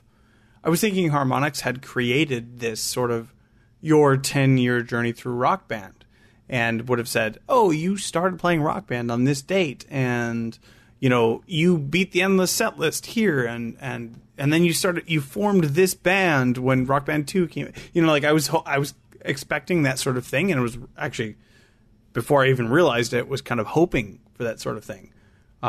It's not the case. See, that's a mistake. Any kind of hope with Harmonix is. I mean, it's just going to set you up. Yeah, we could kind of curate that stuff ourselves through achievements, I guess. But that's actually a neat kind of way to, if you were going to make a submission to this, to kind of lay it out. Is like, this is my journey. Yeah, and this is where I stopped playing because you ruined the franchise. It's you know, music games are it's really interesting because the music genre, the rhythm game genre, is such a like specific, so tied specifically to that period of time. You know, between like 2006, 2007 through 2012, 13 or something. Yeah, I'd say like 10, like 11, 12. Yeah, it's very like. But that being said, there is still a very dedicated community that stuck with it since, and has been there before too with games like DDR. Oh, for sure. DDR has been huge. For sure. But it's, again, very tight knit community, very dedicated community. But it's not like that golden era of music games where everybody you knew played music games, and it was amazing. Yeah, it was like 5 or 6 years of just really awesome. Yeah. Awesome music games. And honestly, like I have such a love for Rock Band because it provided you an experience that, maybe to give you a little bit of credit here, Fream, when we were talking about the VR stuff, it was such a unique experience. Oh yeah, and so approachable. That was the other key. Is it was so approachable. Yeah, because everybody knows these songs. Everybody, you know. And easy is so easy. Like, it's so easy that anybody can pick up any instrument and do okay. Yeah. Mm-hmm. And, you know, and play along seamlessly with the pros or whatever without having to feel intimidated. And it's a shame. It's a far cry from where we were a few years ago, and I'm sad that I wish we should. Maybe I should just go back and. I wish I would get excited about writing something like this. Yeah, I think that's my biggest takeaway. Is like, but okay, you know, you asked me before Rock Band 4 came out, I would have written an essay, and it would have been awesome. That's just what I was going to ask. And I would have been so happy about it. I was just going to ask you. I know your cynical nature is prone to take over here at this point and say, Rock Band 4 is the worst. It's terrible. Blah blah blah. But if you could say, your most positive, most fantastic Rock Band experience, succinctly, what would you say it was? Because I'll go first. I don't know. It's no single experience. That's okay, that's fair. But if you had to, because that's what they're asking you to do at this point. I'll go first if you can't think. Yeah, you can. Yeah. But so I remember, I got Rock Band really early on. I think I got it for Christmas that first year when it first came out. I think it came out in November at some point, but I got it for Christmas, and I think it was less than a month. It was still in Christmas break that I got my friends to come over, and we had a 4-player band. As soon as you had more than one people, obviously the more the better, playing this game, it was exciting, it was captivating, it was enthralling, it was amazing. It's such a perfect local co-op game, and when you have somebody playing drums and 2 people playing guitar and somebody singing, it's stupid because you're playing all these plastic instruments, but I don't know, it's a gaming experience unlike any other, and I'll always love it for it. And I think that was my most positive experience. If I had to boil it down to a single experience, it was staying up till 3 a.m. for the first, oh God, what is it called? When you do the whole set list, endless set list, the endless set list. Mm-hmm, yeah.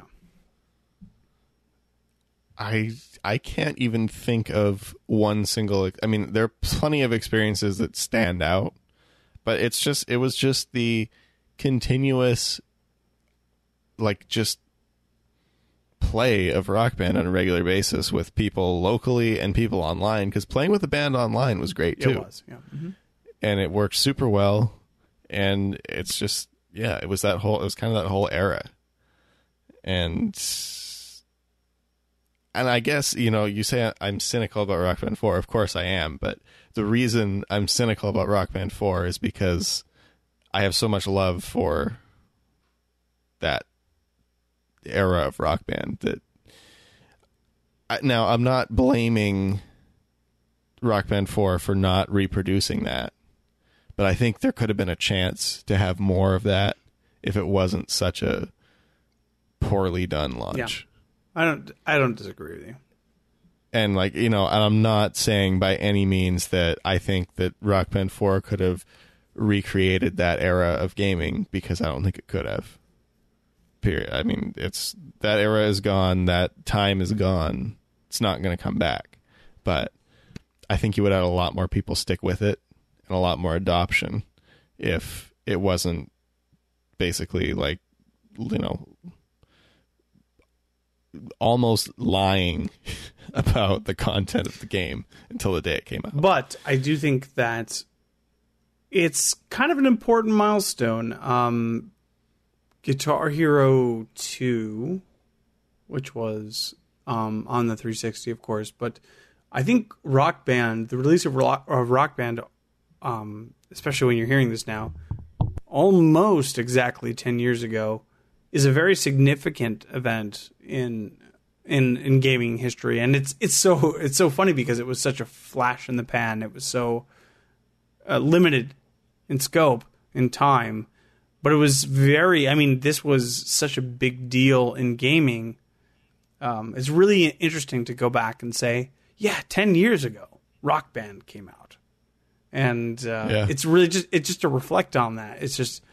Well, Rock Band was very much to, I think, kind of a representation of what was happening in gaming at that time. It was kind of at this, I don't want to say amazing point, because I don't know if I consider it amazing with where it has led things, but that was a point in gaming where games had enough budget, there was enough money behind these, kind of riskier projects like Rock Band, because, let's be honest, that's a big risk for whoever funded that, because you're not only making a new IP, you're making tons of peripherals that take up a ton of space and require a ton of manufacturing, which they ran into lots of issues with. Fortunately, it was the selling out issues, not the not selling any issues. And then at the same time, you had this kind of very, very rapid rise in popularity of games, probably partly due to Rock Band, partly due to, I blame a lot of it on Call of Duty 4 also. And it was just this great mix where everybody had Rock Band. Because everybody was buying, it was like mid-life of the 360, like early mid, and that's when everyone had an Xbox, because they were cheap enough, they were getting more popular, and Rock Band was awesome. And now, I mean, obviously that popularity has continued to grow, but I think that's part of how that golden era of Rock Band began, was part of, well, I don't know. I guess when did Guitar Hero 3 come out? Before Rock Band? No, Rock Band, I think it was the same. It was like a week or two apart, I think. They were the same season. Okay. Yeah. That's right. I do remember that. It came out way before in Canada. Really? But yeah, Canada had Rock Band supply issues. Gotcha. You could get the disc. So you could play, like, you could buy Rock Band and like use your Guitar Hero guitar with it, but nobody did that because, I mean, that's not the point. It's just a worse version of Guitar Hero at that point.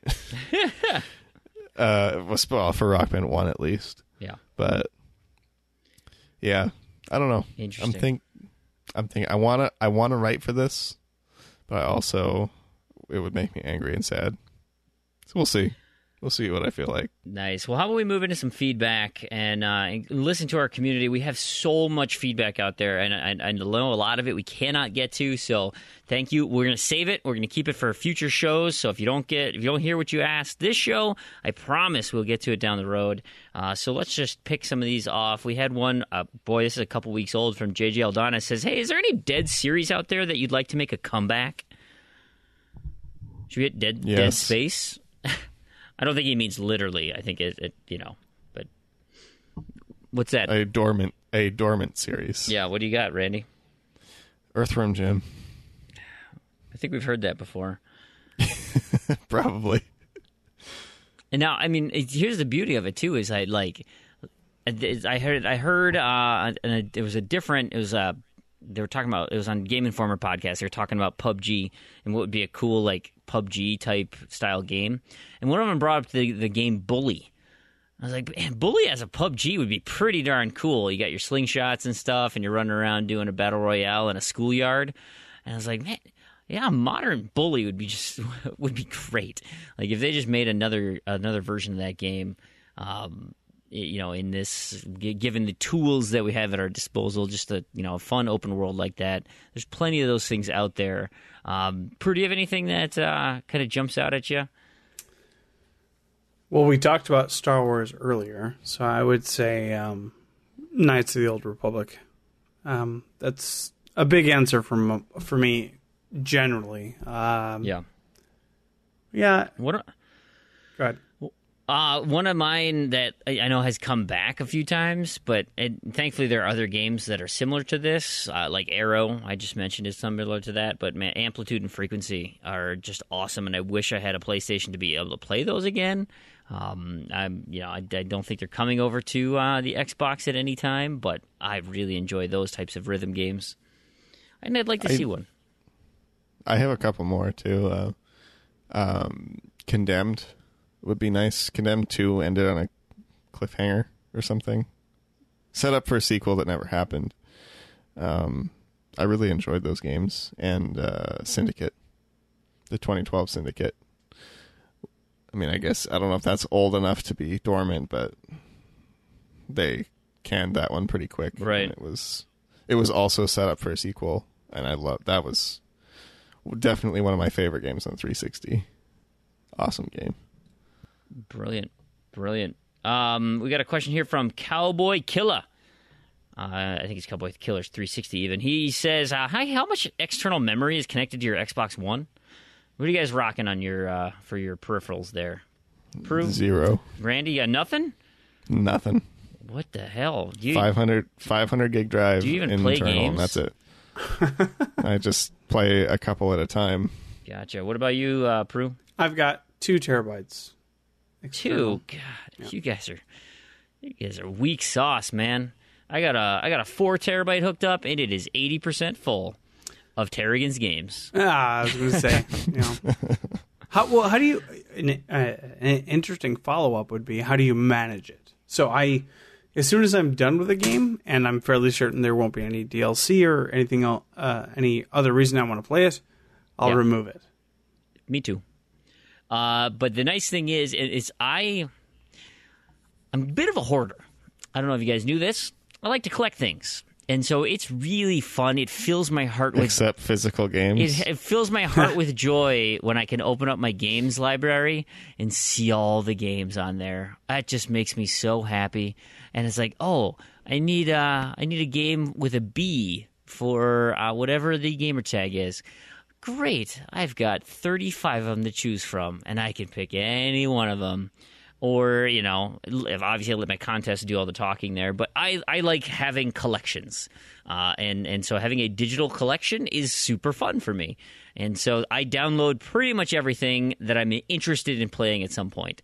There are multiple games that I want to play that I have not downloaded just because it's like, okay, I'm not realistically going to play this anytime soon. So let's just let it sit there, which it'll likely sit there for all eternity. But any game that I am officially like done, all the achievements, and like you said, Proulx, I don't think anything's coming out. That's gone. You gotta get that off the system. We got a question from Bradley. His Twitter handle is @bpearsxn. Bad B Pearson, maybe? I don't know. He says, hey, what's the best time you've ever had playing a bad game? Cloudy with a Chance of Meatballs was actually really fun, and that 007 game was fun too. So that was Bradley's piece. You guys ever have you actually ever had fun playing a bad game? I know, Randy, you play bad games all the time. Lots. I have lots of fun playing bad games. The most recent one was Turtles Quest. That's right. That did make fantastic. Quite the impression. Fantastic. Other notable ones would be Duck Dynasty, Vampire Reign, Jericho. Jericho was mostly bad, but it had some very memorable moments when played with friends. And Hour of Victory. Those are the ones that come to mind. Okay. I'm sure there have been a few others, but yeah, those are pretty great. Yeah. I had a good time with those. What about you, Proulx? Do you have anything that jumps out at you? I had a tremendous amount of fun playing Too Human in co-op. Okay. And it is a terrible game. It is awful. But me and my friend had a lot of fun playing it, so... Delightful. I'm racking my brain here, going through. I'm even just dipping through my list here about how do I have. That's why I clicked on the wrong percentage. I was like, I don't remember playing that game 30% of the achievements. Yeah, it's because I clicked on everybody's completions. A terrible game that I actually enjoyed. Gosh, do I even play terrible games? No, yeah, I definitely play terrible games. Oh, you know what it was? It just popped up right here. Bionic Commando from the 3D version that was on the Xbox 360 with Wife Arm. That game, game design-wise, not good. But boy, I loved flying all over there. It was essentially Spider-Man, right? You just got to fly all over the screen and zip and do all these fun things. I actually really liked that game, and people hated it. They said it was hot garbage. So I'm gonna put that on my list for those. What about? I got a question here from Skeptical Mario, similar, saying, "What's the longest time that you played a game before you actually started to enjoy it?" Do you have a quick answer for that? I found mine on here that. Well, one of them, and I'll mention it now, is Nicktoons MLB. I think I've complained a bajillion times about how much I hate this game and I can't figure it out. Well, now I get it, and it's actually kind of fun. But granted, I'm playing with my son and stuff, so I'm sure I can find a better example. But that one jumps out at me as like I go out of my way to hate that game, but now I want it completed. And now that I'm actually figuring this thing out, it's actually not so bad. Proulx or Randy, do you guys have a game that it took you forever to get into? I would probably have to go with Lost Planet 2. Okay. It has quite a learning curve, but once you kind of really get the mechanics down and it starts to flow, it's a really good game, really fun. I can't really think of any others. Okay. I want to say Guitar Hero, actually, but It's a pretty short window when you didn't like it. yeah, I don't even remember. I don't even think there was a time I didn't like it. I was just bad at it at first. Mm-hmm. And I was bad at it for a long time before I started to kind of like really get into it. Actually, DJ Hero. I still don't really like DJ Hero that much, but given that there's basically no music games now, I've kind of gone back to it and settled for it. Sure. But yeah, I mean, it's still not. I wouldn't call it a good game, but it is fun for a while. Yeah. Sort of. Gotcha. What about you, Proulx? What comes to my mind is Morrowind, Elder Scrolls Morrowind. That's so funny you said that. It's 'Cause I came back and I'm thinking Oblivion for me. Yeah. I'm sure I'm gonna agree with exactly what you're gonna say. Yeah, it's a game that seemed too daunting and too heavy and too intense to play at first. So I literally stopped. I played it for a few hours, stopped, and came back. I don't know. Oh God, a month or two later, and decided to just go for it. And once I was in it, and it took me a minute to get there, but I'm so grateful, and it was such a wonderful experience. I loved it after that. Yeah. I exactly share that sentiment. I made it to the first Oblivion gate, and I'm like, this is, like, what am I doing? Like, I don't even know what's going on. I'm just running around whacking things with my sword. Like, this is not that fun. I don't get it, and I put the game away. I went and played Dead Rising. I went and played something else, got into achievements, and I'm like, I should clean this game up. Like, I like achievements now. I should check this out. Because all the achievements are, hey, do stuff in the game, like find this thing, go join this guild, etc. So I should probably I'll just give it a shot. And it was really good. Yeah. Like, you hit that moment where, like, you become powerful enough to stand your own and not have to worry all the time and figuring out the sleeps and the saves and all that. Like, and it just, everything clicked. I was like, hey, this is great now. This is absolutely great. See, that was like me the whole game. There was never a click. It was just the mindless wandering. Why am I doing this until all the achievements unlocked? Yeah. What about Kronos has a question, and Big L was disappointed that we didn't answer it last week. What's the hardest game that's still enjoyable? The hardest game you play that you still have fun doing? To me, they're very reminiscent of the arcade systems, like we were talking about earlier. Games like Geometry Wars, where great game. That game is so awesome, but man, I just cannot get that far. And I constantly am dying, and it's like, but I really, really like it. The Guitar Hero games for me fit into that. I do not have the best eye-hand coordination, but if I practice and I work hard at it, I can be competent at expert, but then I watch my nephew, or I'm sure, you guys, and I'm thinking, how the hell does your eyes tell your fingers to do that? That doesn't make any sense to me. But boy, that's so much fun. That really is so much fun. Randy, do you have anything that comes to mind? Yeah, Robotron. Yeah. I am not good at Robotron, but man, is it ever a fun game.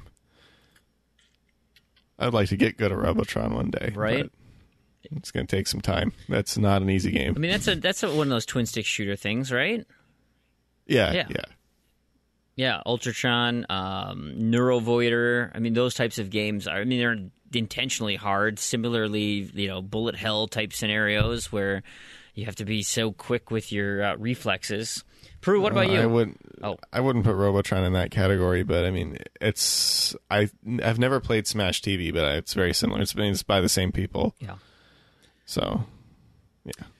What a great example Geometry Wars is. I love Geometry Wars, and it is super tough. Like, really challenging.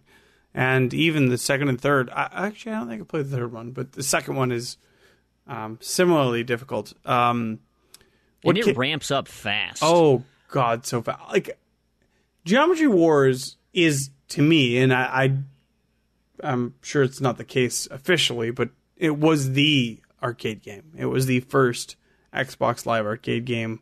That was the one I played, and I played and played and played that game. Yeah. Like, I played the hell out of that game. I love that game. The music brings me back to 2006. It's incredible. The nostalgia that game gives me. I love that game. It's amazing. It's incredible. I will never not sing the praises of Geometry Wars. But what came up to me when this question was asked was N+. And I just watched the N++ video on True Achievement Stream. I want to play N++ real bad, but I need. I haven't even looked at the achievements, but I want to find a core group of 3 other people that want to play it, because N+ was a game that me and my friends played together, and I kind of had to force through that game in order to get that completion. I had to say, guys, I know it's 200 levels or whatever it was, but I want to do it. And it wasn't even that hard of a push, because it was such a fun, amazing, fair game. Like, it comes down to the fact that you're either good or you're not. And the mechanics are so solid and so grounded and so well established that it's a one button. I think, if I can remember, I can't. Yeah, it's one button. It's just jump. That's it. You jump and you move, and it's that game is so good. And I want to get back. I want to do N++. And if anybody wants to, let me know, because I would love to get a group going. Love to complete the second one. But that is the hardest game to me that I've completed and still loved every second of it. I never regretted playing that game. I love it so much. I bet. Let's we're running a little long, so let's just try to rapid fire through these a little bit. But Joe Dean sent me a message on Twitter. It says, "Hey, I have a question for you guys. Do you ever lose motivation to get achievements? Recently, I've lost my motivation to game and get achievements. So, hey, can we pull Joe out of the funk here? We all go through seasons of life where just things, you're not getting the same sort of satisfaction you get out of certain things, be it gaming or your job or your love life or whatever. Like, that's natural. That happens. So how do we turn it around? How do you get into the mindset of, I want to enjoy these things again? For me, it's always comes down to like contests and variety and things where I have a different drive, and granted, those can get stale at times, and even you might get contest fatigue, and it's like, I just want to play a great single player game now, and shift your focus and mix up the types of games that you're playing. I had been playing Call of Duty multiplayer for so long, and I was like, God, you know what, am I just going to do this forever? And I picked up something random, started playing it, and it's like, what's really fun? Getting achievements. I'm going to do that now. And I cold turkeyed Call of Duty, and I've been doing achievements pretty much ever since. And, that's, for me, how I get out of a gaming funk is I let external forces tell me, hey, give this thing a shot. And you know what? Sometimes it pans out, and it's really fun. Sometimes it doesn't, but at least I'm gaming and having a good time with it. Randy, do you have anything any ways to get out of your gaming funks or motivation? I get them, but at that point I don't try and force myself to do it, because if I'm not enjoying it, I don't do it. So maybe it doesn't really happen very often, but, maybe I'll go work on a project I've kind of been wanting to do for a while, or I don't know. It's a great I don't know suggestion. what I do when I don't game, but, clean the house, whatever. I just would say don't force it. If you're not having fun or you don't feel like gaming, just don't do it. Yeah. You're going to feel like it again. It'll come around, for sure. Yeah. For sure. What about you, Proulx? I would say try to shift the way you're playing. Maybe if you're just kind of constantly going for the points, find something that you really enjoy and something that's tougher, longer, and just go for it. You don't need that constant feedback. You Right. just find find a game that you love and play it the hell out of it. Play as much as you want, as much as you can. Give yourself a break as far as gaming goes, and you'll get back into it. You'll get to the point, or the other, like you mentioned, Fream, competition is a huge motivator. Yeah. And even if you don't have someone to compete against, give yourself like on TA, give yourself a Gamerscore goal, yeah. and just say, I want to hit this X amount by 6 months from now. And that will, to me, that's a huge boost to my oh yeah, I got to do this. Yep. And that will help, I think. Yep. Yeah, no, I kind of with you. And actually, I had an idea of, based on a comment that you just made, is switching up your style. Like, if you've been playing single-player games, pick a multiplayer game. Go with that for a little bit. Socialize it up. Or vice versa. If you're just sick of the multiplayer scene, play some single-player story stuff. Find a good, engrossing story that you can adhere to. The other thing is find some friends. We have tons of boosting groups going on here at Z2Z, and so it's like, hey, why don't you join in the party with us, play Plants vs. Zombies? Because we're not really actually playing. I mean, we're playing enough, but it's really just a nice social time that we just get together to jaw jack. The four of us playing Diablo right now, we're just grinding gold. There's nothing fun about grinding gold. So you know what? You make it fun by having some fun conversations. You get silly. You do some, you meet some new people and take gaming really out of it. Use gaming as a vessel to engage with some other people. That's just my suggestion. The last question we want to get to, and we got it by accident, was from Stan the Man. So, Stan, I hope you actually listened to our show because you happened to see my friend feed and thought that I was part of, because I am on the community events team, I'm not part of the TA podcast team. So, Stan says, do you think that the lack of activity or contributions on the True Trophies site compared to the True Achievements site is due to its age or the lack of a cohesive community over on PlayStation? And then he followed up and said, no, ignore that. Sorry, I thought this was a TA Cup podcast. My bad. But that's a great question. I'm not going to ignore it because it's a fascinating thought experiment in, effectively PlayStation has the same system that Xbox has. Now, granted, they came out with it later, but how come the trophy world over at True Trophies does not seem as engaged, as prevalent as, are there other PlayStation sites that are like TA and they have a really crappy Xbox site?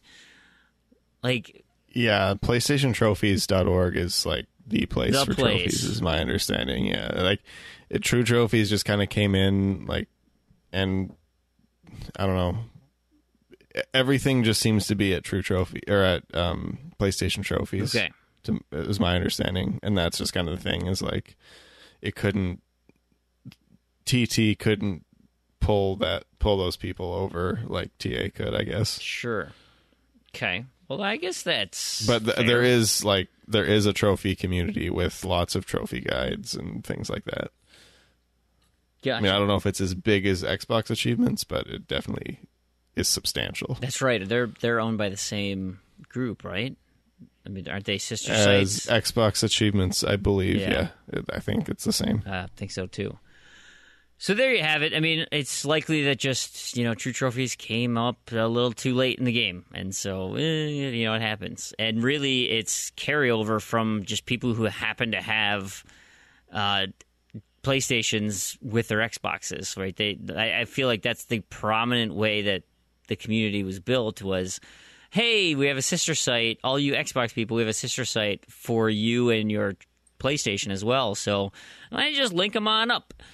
Now, I'm sure it's growing and more just straight achievement or trophy hunters are finding it, but likely the biggest influx is that. And it's like, well, we have so many cross-platform games, like, there's more functionality over on the true achievement side of it that's where I'm going to focus. So I'd be curious to hear what Rich has to say because I'm sure he'll address it on the podcast or his podcast.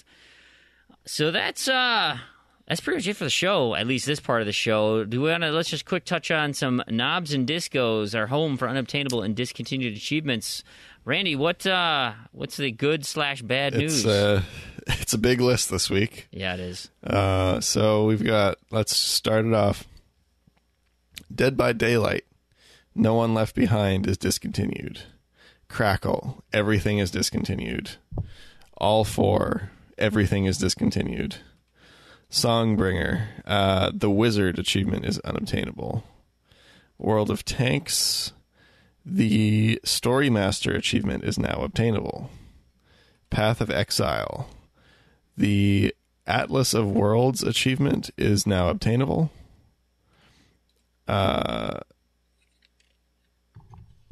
Zwanyan Sword, the Gate of Firmament Flag, has 2 unobtainable achievements that appear to be in Chinese or Japanese, so I don't know what they're called. Halo Reach, a storage solution achievement is no longer discontinued. Lara Croft, the Temple of Osiris is Your Death Won't Be in Vain is no longer discontinued. That was discontinued for a week. Yeah. And that is it. So I kind of blasted through those, but lots to cover. Yeah, that's a ton of stuff, man. Gross. Yeah. I guess just with all this stuff that comes out now, lots of unobtainables, lots of games and lots of stuff to potentially not work and go down. Right. Yeah. Not a fan, I'll tell you what. It's nice that Halo Reach came back, though. I didn't think that was going to happen. Yeah. Absolutely. Wonderful. Do we have... I put in here, and it's obviously too late. I had posted it in the Discord chat, but Criterion is shutting down the Burnout servers. That is not effective now, but by the time this episode airs, when you're hearing this, it's gone.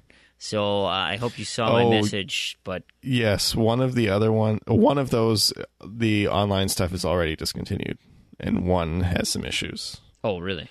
The one that's the other one's going down. So one's already dead of the 2 that are officially shutting down. Gotcha. On that date, yeah. Gotcha. Not good for Burnout. No. It definitely is not. We've been asked. I had asked the community about segments that they want to hear about, and so I've got a quick new segment called "What is Koosh going to spend his money on this week?" Because people are like, "Hey, we should actually probably know what game releases are coming out and if they're worth buying or anybody's interested or anything." And I figure since Koosh always buys things regardless and just wastes his money on stuff that's going to be free anytime soon. I just want to quick touch on some of the things that are coming out. Guys, Just Dance 2018 is coming out for the Xbox 360. How exciting is that? It is exciting. On stacks. You got it. This is going to be great. Another thing, and it's not really this community, but Destiny 2 on the PC. I'm curious how many people are going to leave Destiny on the consoles to go to the PC experience, because from all accounts, that thing is an amazing experience over there. Road Rage is apparently coming out October 24th, according to this list. I'm pretty sure... Oh, no, I don't have Road Rage. That's Road Redemption. I thought I have a Kickstarter out there that has not paid off yet, so not sure when that's going to come, but... And then, by the time this comes out, we'll have some new games coming out, like Assassin's Creed Origins comes out a week from now. Boo. Wolfenstein 2 and Super Mario Odyssey all coming out on the same day, the 27th. Oh, man. That's a busy, busy day. I'm curious. I might actually get Wolfenstein 2. We'll see. Yeah. I mean, I'm going to get it at some point because Wolfenstein New Order was fantastic. Yeah. But And, I was telling my son about Assassin's Creed that, I'm going to actually be playing Assassin's Creed 3 this weekend. I've got a crossover UHH and random to-do list to do. So I've got to play a chapter in Assassin's Creed 3, and I'm like, I'm on, Revolutionary War. I'm Assassin's Creed 3. I got to do 4 on the 1 and the 360. I've got Rogue. I've got Unity. I've got Syndicate. I've got, what else? Am I missing anything? I think those are how far back I am. That's a lot of Assassin's Creed. I don't think I'm going to do all those. Anyway, wonderful. So that's what Koosh can spend his money on next week. And finally, Zombie News Corner. I just got to get to this. Our R56 Cooper S11 sent this to me. Their Starbucks, you guys remember, they made the unicorn Frappuccino, this like pink monstrosity that was so full of sugar it could have killed a cow. They are doing a Halloween version. It is the zombie Frappuccino, and it's essentially the exact same thing as a unicorn, only it's green and gross and brown and just terrible. I am going out of my way tomorrow. It's my cheat day. I'm going out of my way to go get one. I do need to replace the milk with some soy milk, but I'm sure it will be just as damaging to my health. I'm super excited about it. And they're going to hate you even more for ordering that. Because I'm adding, what, because I have to do swaps out? Well, that, and like they apparently really hated the unicorn Frappuccino because it takes forever to make. Yeah, zombie Frappuccino. Yeah. Ooh, and it's basically the same thing with different colors, I guess. Speaking of Halloween fun, Proulx, have you been catching any new Pokemon? Did, in fact, just tonight. Yeah, I got all the new Ghost ones. That's exciting. So the Gen 3 Ghosts have been released, and so I've been catching those guys. They're going out through November 2nd, I think. It is and the then second, yeah. Yeah, then December, the rest of Gen 3 comes out, so that'll be fun. Well, let's not be... let's not misinform people here. They say that it starts. Gen 3 starts being released in December. I will say that I'm very excited because Dusclops and Dusknoir are two of my favorite Pokemon, and we can catch them now. So that's very exciting. That's part of the Halloween event. Yeah, very exciting. Duskull is the base Pokemon there, but yeah, I'm really excited because Ghost Pokemon are super cool, and they're kind of messed up. Well, yeah, they are. Yeah, they definitely are. But Pokemon has never shied from being weird and creepy and strange, for sure. So. Absolutely. So I think that's about it for this episode. Guys, I'm not going to do a community roundup this week, I don't think. Good luck to everybody who's doing your UHH. Yeah, no, I'll do a thing after the end of the show because we've got UHH knockout rounds. We've got to talk about it. It's going to be great. I'm doing the just for fun. They're pretty intense. They are really intense. We just had yeah. an awesome matchup between Chin Doctor and Angel SK. That Chin got the 20 and she hit 18, but man, they were head to head. They were That was a good. while. That was a good matchup. That was a close one. It was a great matchup. There's a bunch of those matchups, so I'll be excited. I will record a bit. You'll catch it at the end here, but this is going to do it for you, me. I say you. I'm talking to Proulx and Randy, not you, the listener. Randy and Proulx here.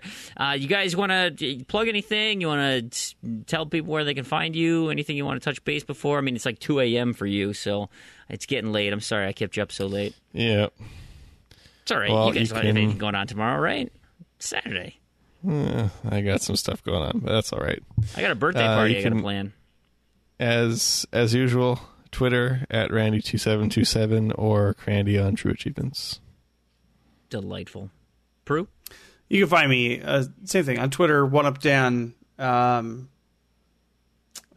anywhere else you can find me at Proulx. So.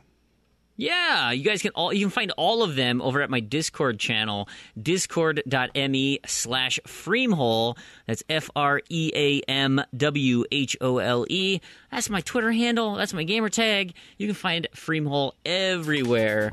And I want to thank everybody so much for listening. You guys have been great. Thank you so much for giving us some time. Even though it's been a long episode, we so value your feedback. We value everything you do for the community, for the show. We could not do this show without you. Thank you, thank you, thank you. Our website, if you want to take a visit, z2z.com. That's where you can find all the show notes, the link to the thing that Proulx and I argued about forever with the VR experience. It'll be over there. Gotta go check it out. It's super cool. Also, ways to connect with us. Twitter. You got our individual Twitters. The show Twitter is at Z2Z, ZEDTOZED.